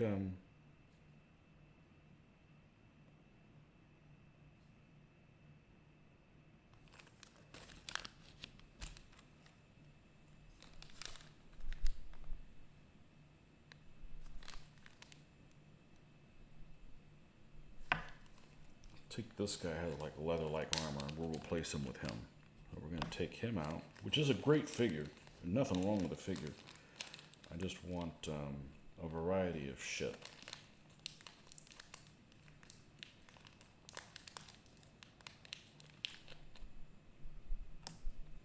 And he goes here.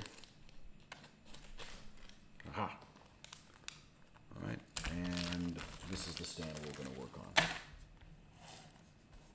So, we've got to pick some horses out. And they're all strewn all over here. So we're going to have 1 armored horse.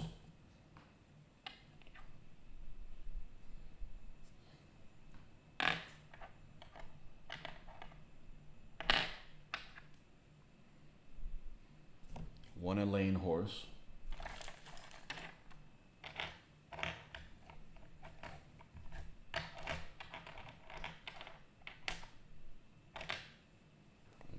Other ones.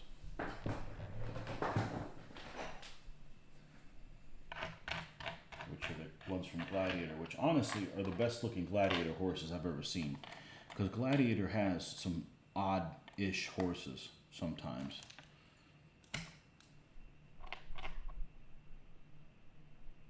Oh, here's a different type of Gladiator horse.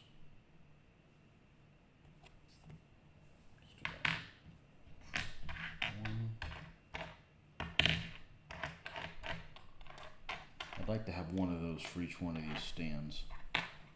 2.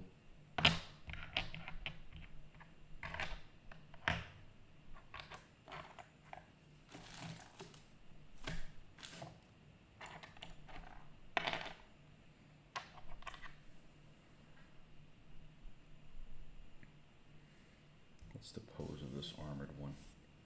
Is it this? It is. Okay, so here's this one. This is a puffy chested one. I'm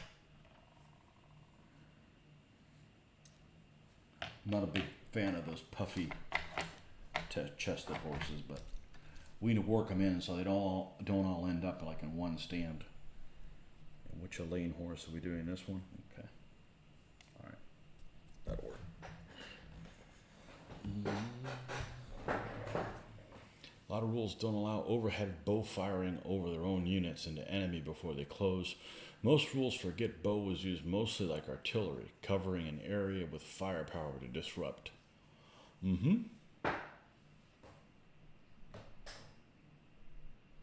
Yeah.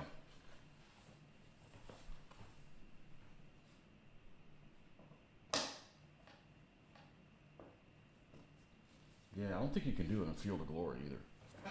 Now that I think about it, and I only know the Field of Glory computer game. I don't know enough about the Field of Glory miniatures game.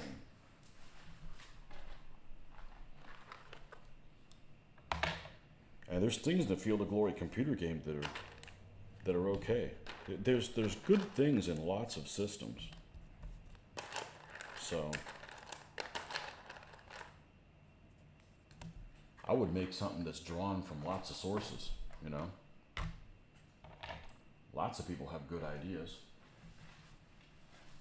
Phil probably has the most, you know. I think the pip mechanism is just brilliant. I think it's just absolutely brilliant, you know.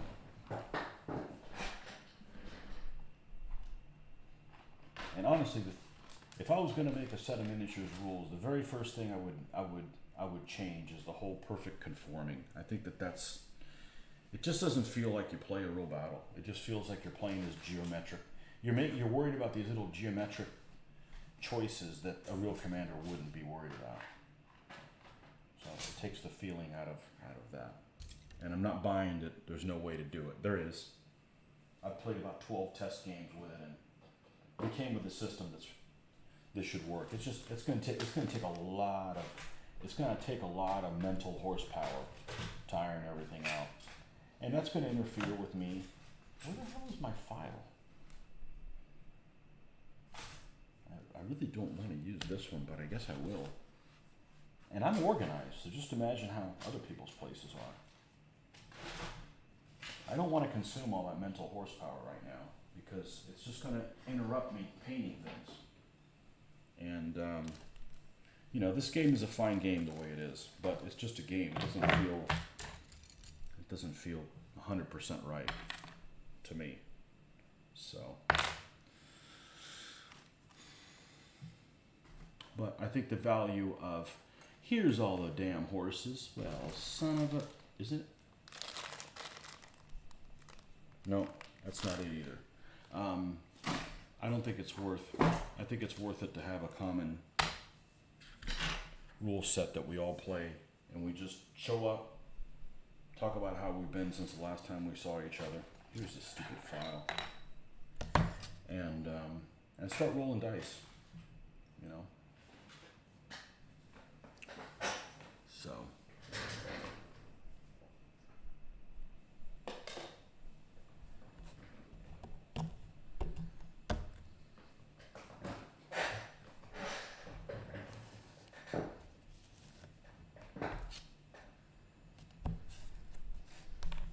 I want to try that DBA game that with Hoffman that suggested his using a Jenga tower for morale.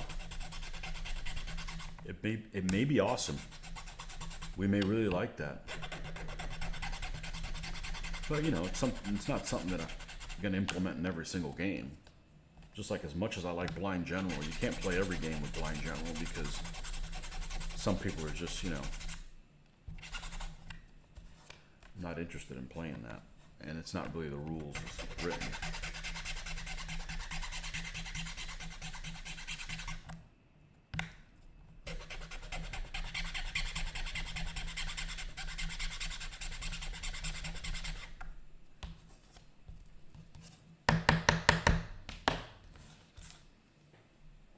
But I think Phil's a pretty brilliant guy. His biggest problem, even more than the way he explains things, they're not for us mortals, is that we play test a hell of a lot more than he does. Or we play a hell of a lot more than he does. And we play really, really, really, really, really, really, really hard. Okay, here comes your favorite sound here.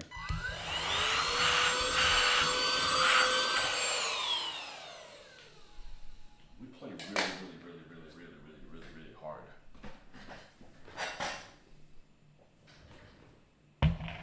Try to get milk out of a brick. And, you know, he's a lot smarter guy than I am. I guess. I'm fine admitting that. Whatever. I paint better than he does, so. No, but he's a sharp guy. But, you know, I played against him one time. I've seen him play a couple times, but I've seen him play against him one time, and he just pushes guys forward. And, you know, we tried getting the most out of what we can out of our units. I don't think it's gamey. I think it's it allows you to push the limits of what the rules allow you to do. But the rules are capable of a lot more than he's willing to do with them. But we play a lot, man. I mean, they're great rules, you know. So,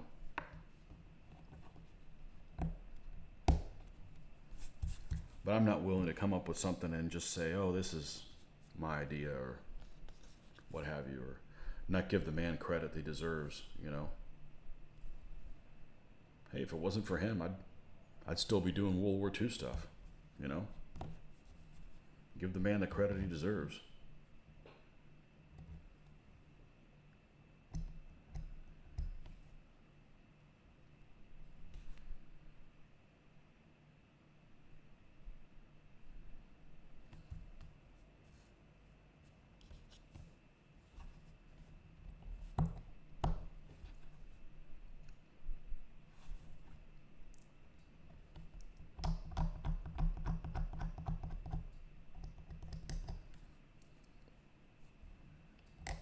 People can do whatever they want, but I'm just saying, some things that have been done in the last 10 years, I don't really agree with. It sends the wrong message. This is a much smaller horse than these other ones. Oh well, should work fine.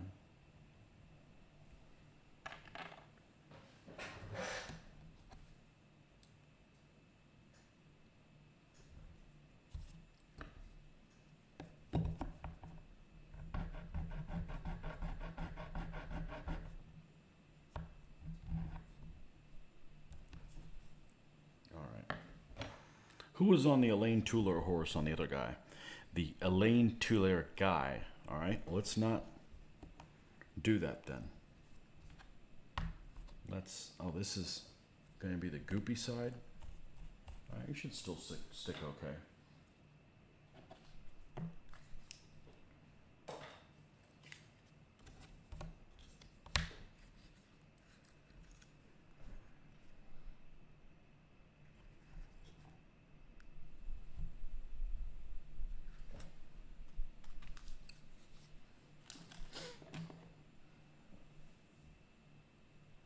This guy's the most flimsy, so let's put him on the one that's the most stable. This guy's the most stable, so let's put him on the more flimsy one. Haha! And this is the one that's just right. Ish.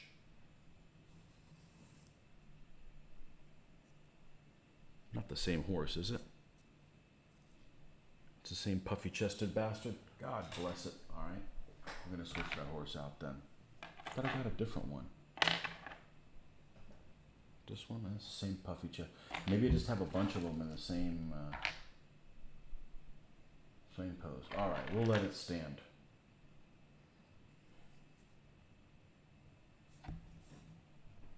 Here's a different one. Slightly different, ever so slightly different. Let's put these ever so slightly different ones together. I notice that stuff.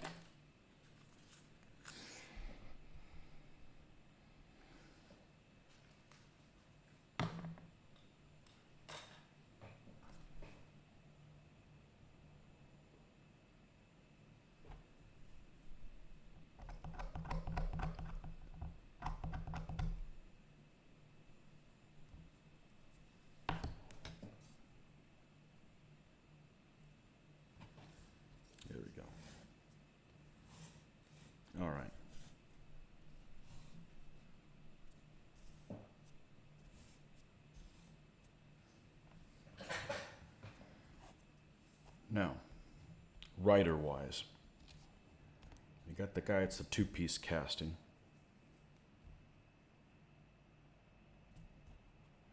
He normally comes on this horse. I may end up doing that.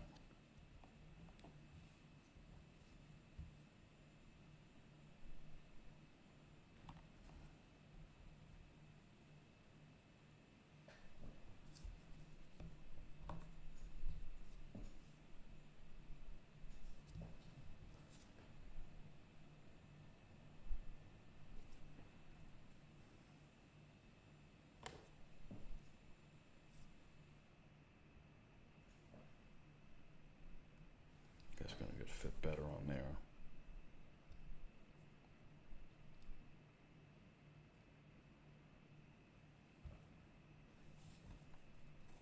I think that's what we're going to go with.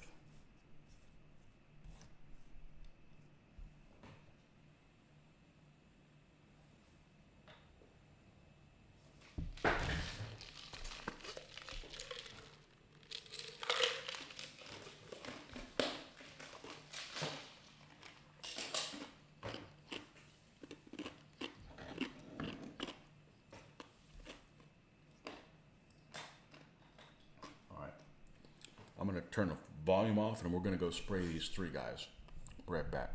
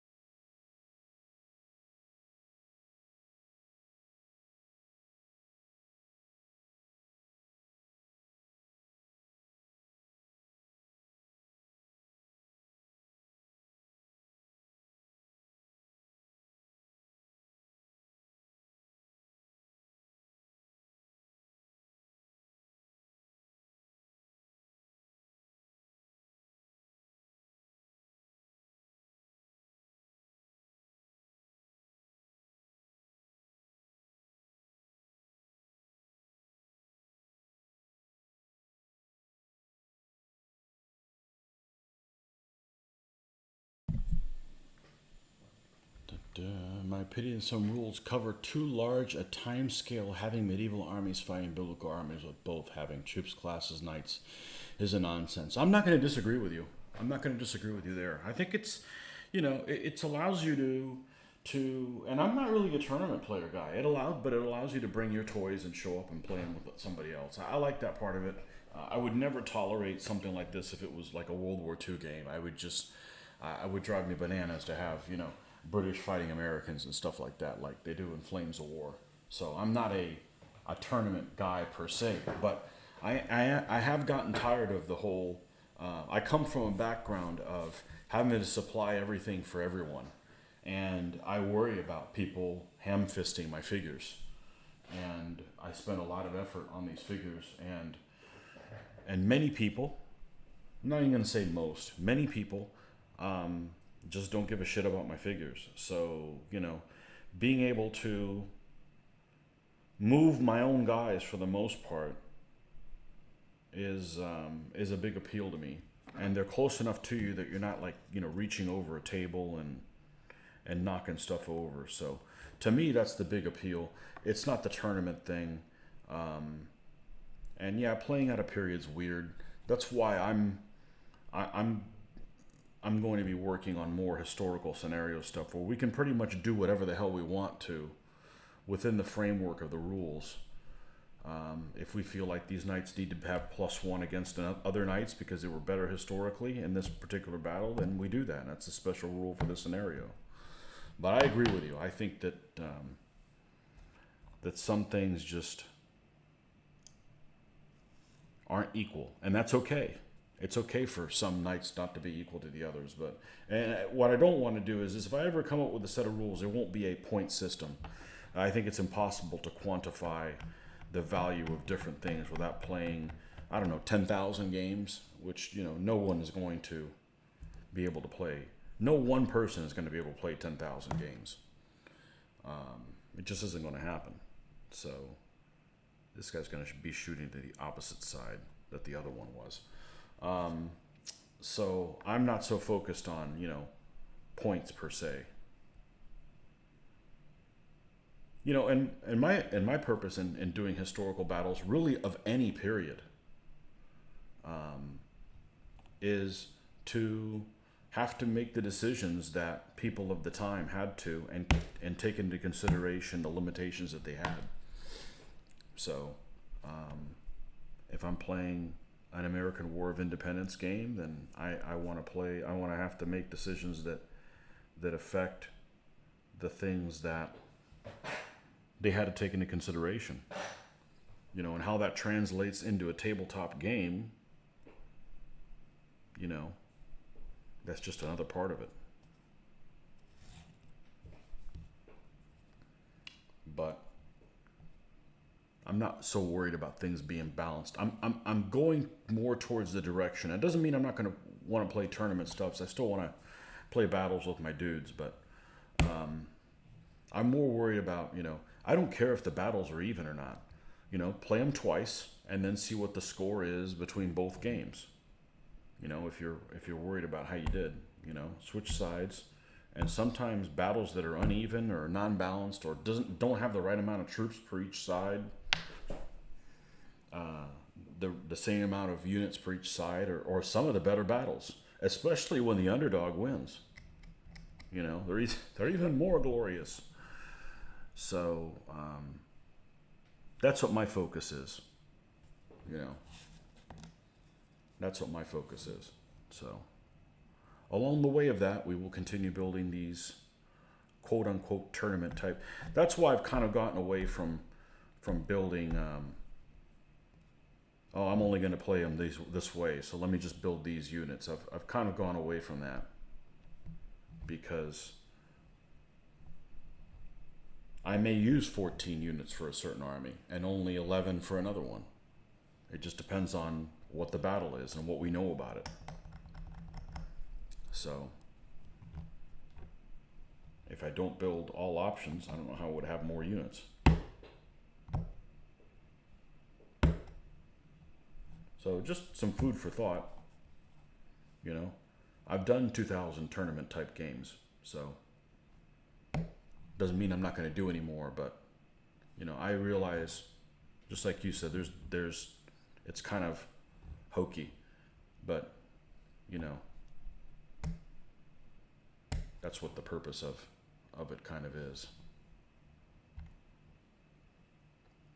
It's just a quick little tournament type thing. Even though I'm not a tournament player per se, I'm not a win at all cost player. I'm not interested in that. I want to participate in the history, and this allows you to do that to some degree.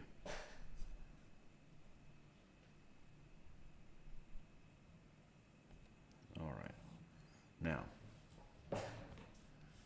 let's make sure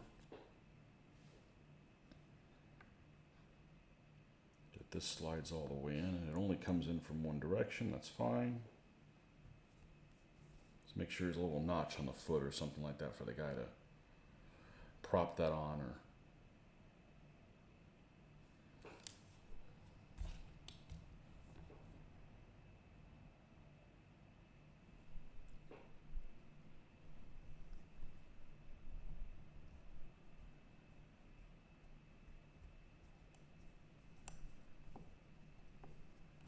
one of the first things I want to tinker with is do some battles that involve solid auxilia and change the rules for solid auxilia, because pretty much nobody agrees with that they represent them correctly the way they are.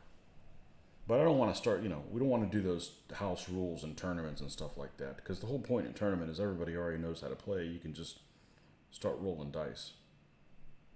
But in a historical battle with, say a battle that involves Alexander and his hypaspists, solid auxilia, the way the rules are written in DBA 3.0, really don't represent that troop type very well.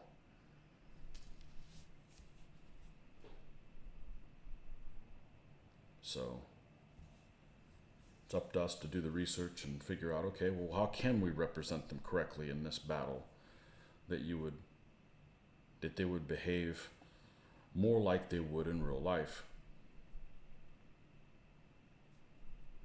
and look at it from that aspect of it.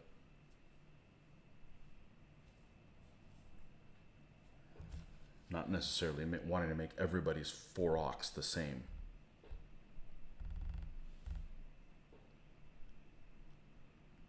So that's one thing I think that Impetus does better than DBA, is some people's knights are better than other people's knights. And that's okay. You get less of them, and I don't know exactly how to quantify that with points and stuff. I think it's just too many things to worry about at one given time, and let's not do it like this. Let's make sure we end the day with all our fingers.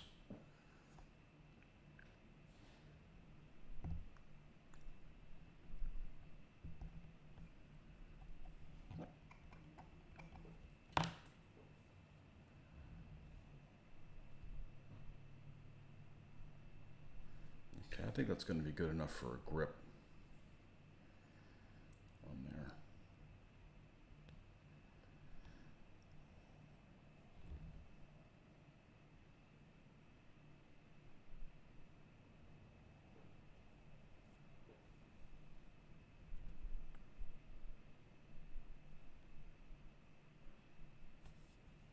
I like the little leather aventails that these figures have.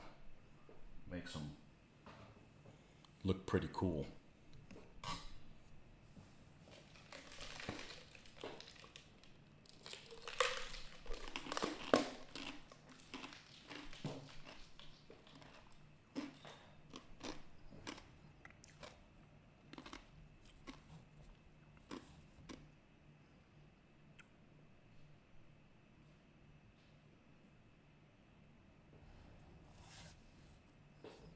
Let's get the epoxy out.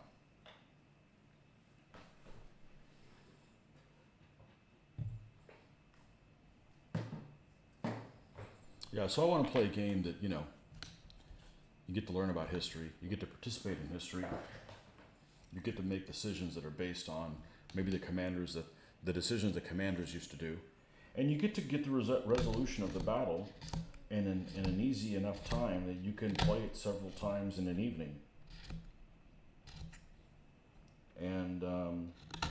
That's what I'm interested in. And not have to paint a god-awful lot of troops. Because, you know, it's not like I only want to have Byzantines and I don't care about the rest of the world. It's, no, I want to do Seljuk Turks and I want to do, you know, Romans. And I don't want to do one kind of Romans. I want to do several different Romans. And I want, you know, I want to do Franks and Goths and Ostrogoths and Visigoths and Vandals. And, you know, you can't do all of that stuff if you have these huge armies. Unless you know, you do stuff like spray paint and dip, and I'm just not willing to. I'd give up painting figures if I'm not going to spend this amount of effort on them. That's just me. Now, with that said, I don't care how other people paint their figures. I have used other people's figures that were painted to a very low standard and had a hell of a lot of fun with the game. So it is not. It's not crucial to the game per se. It's crucial to me in wanting to create more, you know, stuff for the game. I'm not going to not give it my all. So, you played a game where I shot foot knights up using Indian archers, and real life foot knights would have been totally immune to the archery. Would have walked up to the archers and beat them up. You're about to get beat up. Yeah. No, in real life, knights wouldn't have fought Indians.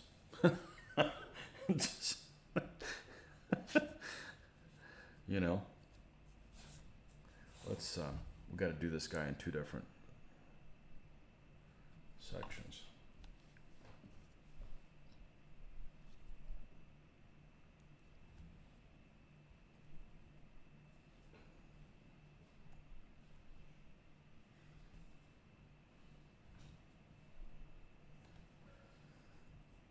Yeah, and it doesn't bother me too much.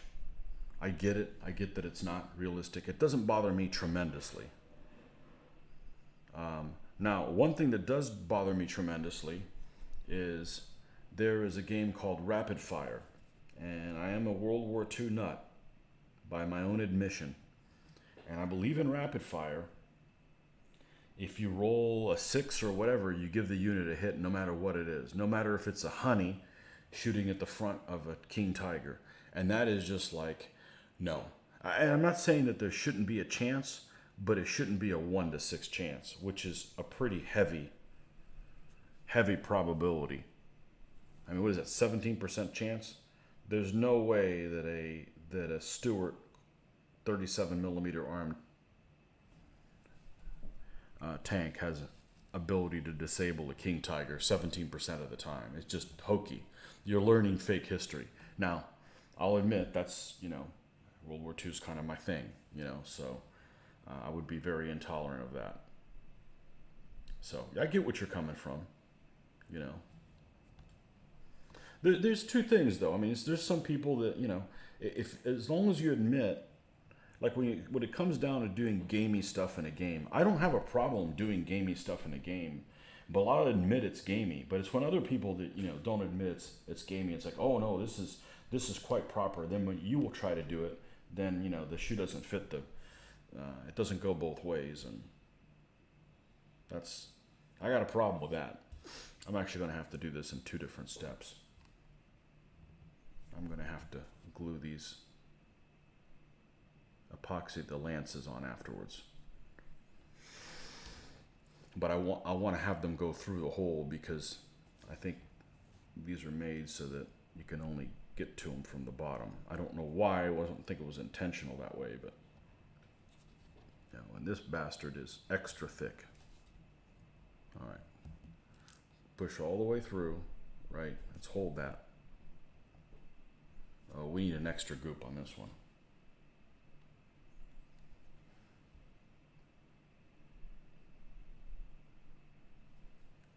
So, just admit when you're doing stuff that, just be honest. Don't play with dishonest people. There's a lot of them out there. Burgundian knights getting shot up by Indian archers would never happen if they had existed at the same time frame. Yeah.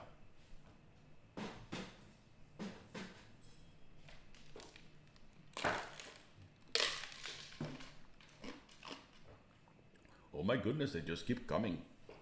I've unleashed all my arrows at them, and they still come. What is the meaning of this? Send in the elephants.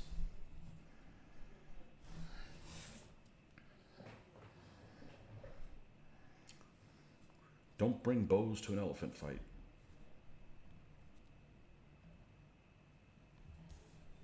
Oh man, this guy slipped out. Poopy diaper.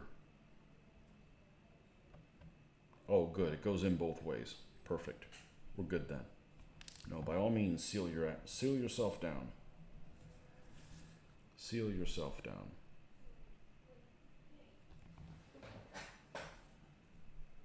I don't mind different size horses. Horses are different sizes. I love mixing figure manufacturers and horses, especially swapping their horses. They use 20-sided dice for games like that. It's 1 in 20, not 1 in 6, or percentile. I come from a background of percentile. So the only thing I don't like about D20 is it's hard to roll on a surface. You need a pretty finicky surface. But yeah, that would be better. Absolutely. But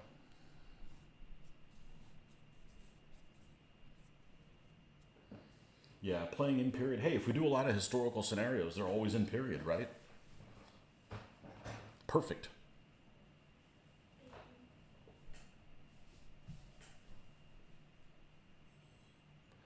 Games where whoever throws a 6 aren't fun. Yeah. Hold on one second.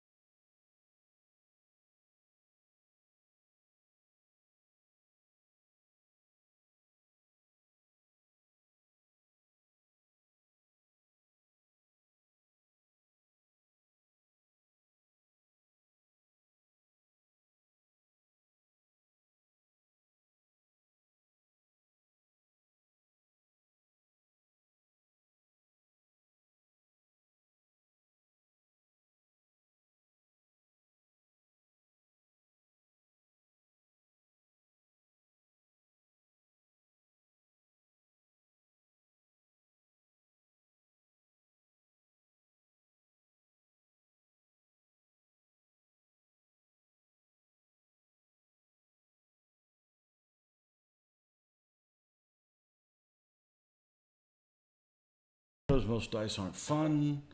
I like a game where you just win or lose by your strategy, not just luck and bad luck. No, I like the luck. It evens things out. I'll tell you what I like, and it's not really... I really should write all this stuff down so it comes to me sooner. Than one of the things I like the most about this game is that you don't spend an inordinate amount of time explaining the game to people that you're never going to frickin' see again. And there's too many convention games that I've been to that, it's a 4-hour game slot, right?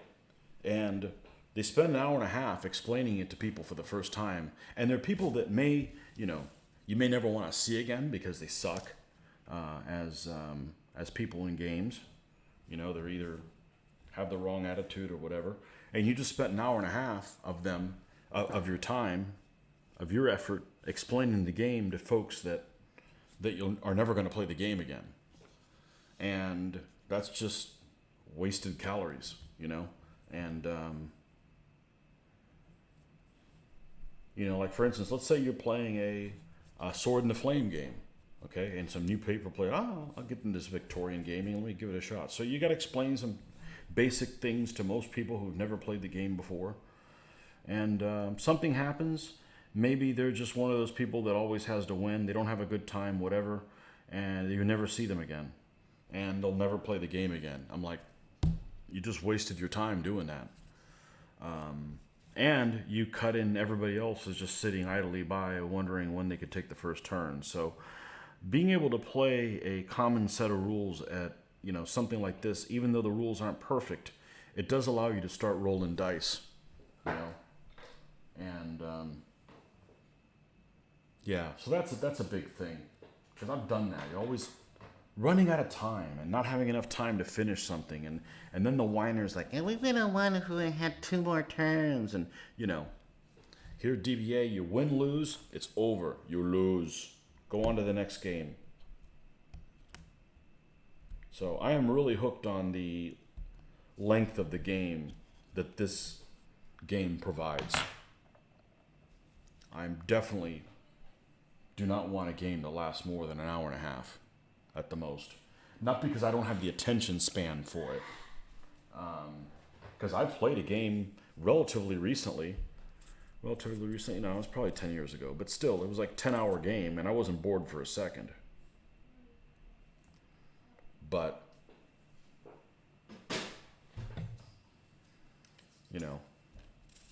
so there's several things to consider. I have a saying that I coined up that says, just because you don't value my time doesn't mean I don't value my time. I don't mind spending time explaining the game to the rules if it's an investment. If the person's going to come back for more.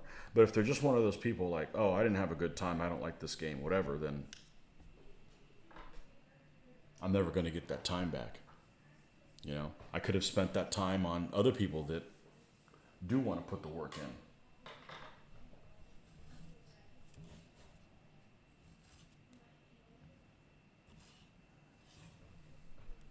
So, like, I never want to play a game again, ever. I don't even want to play a game again that has so many people in it, and that my forces come in on turn 4, and turn 4 is 3 hours down the road. Well, what am I doing for the next 3 hours? I'm shopping, I'm doing everything but being engaged in the game. Not having people engaged in the game is literally the worst sin ever. Well, other than cheating, if you're going to be cheating, well, you just need to be shot, But short of that, people being bored and apathetic to what's going on in the game is not a way to captivate them and get them to come back for more. And there's so many games that do that. So why do we need another one that does that as well? So quick turns, opposing rolls, a game that's not going to last an inordinate amount of time, so that if things go south for you, which happened to everybody, you have another chance to play a more fun game next time in about 50 minutes.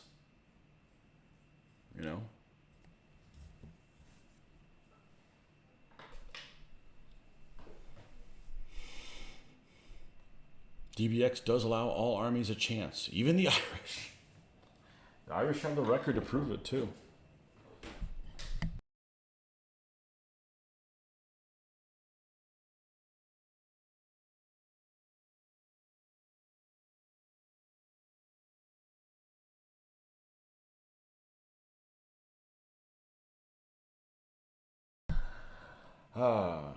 This is why I paint at 5 in the morning. No Interrupticus. No Interrupticus Maximus. So, you know, different people have different reasons to game. I swear some people do it just so they have a win in their life. And that's why sometimes you experience people that have really bad attitudes. They had all their pleasure in life running on this one game, and you know, they didn't roll perfect, so they lost, and they have this bad attitude and want to throw dice, etc.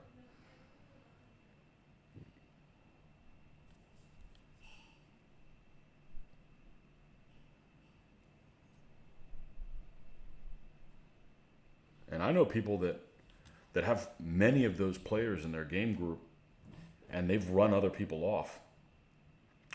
But always the big whiners, complainers, losers never seem to leave. They just run everybody out of your group, and then there's always the last ones to leave. So definitely need to have a no tolerance policy against folks like that.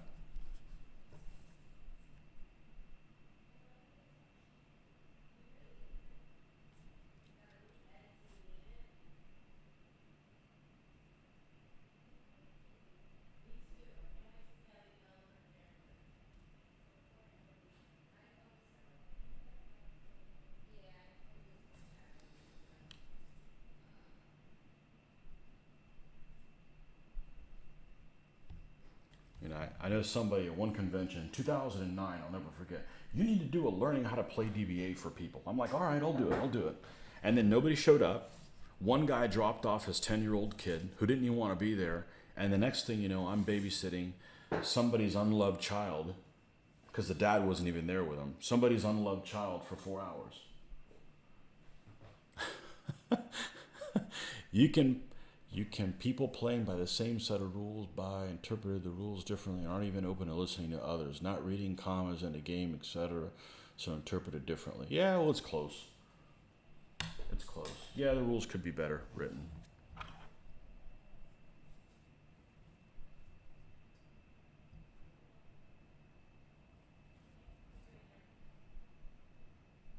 I really don't want to play by my own interpretations because it's just, you know, or home rules, because then when you don't get to use them, you feel like you've been screwed.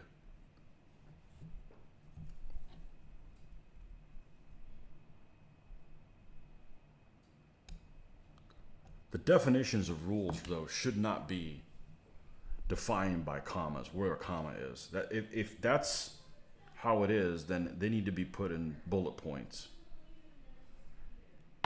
You know, and literally the hardest freaking set of rules I've ever had to try to play in my life. But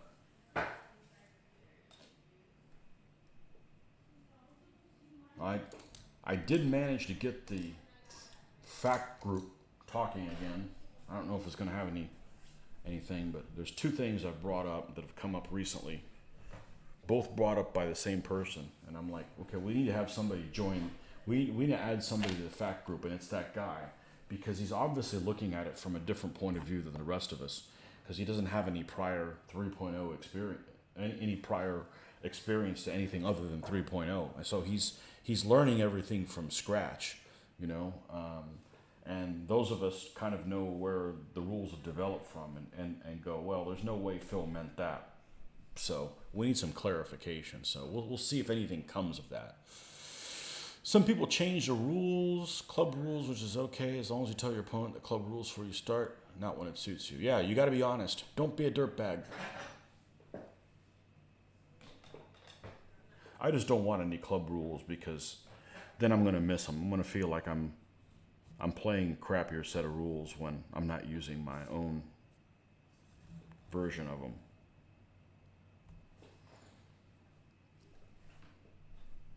Okay, well, I think I'm going to call this one. How long have we been on here? 2.5 hours, not that long. Well, this need to dry. We need to paint these black. The other guys are drying, and I don't know if I'll be on this evening. But if I am, then it'll probably be basing those three guys. So, anyways, thanks for stopping by, folks. Enjoy your Sunday, what's left of it, and we'll see you soon.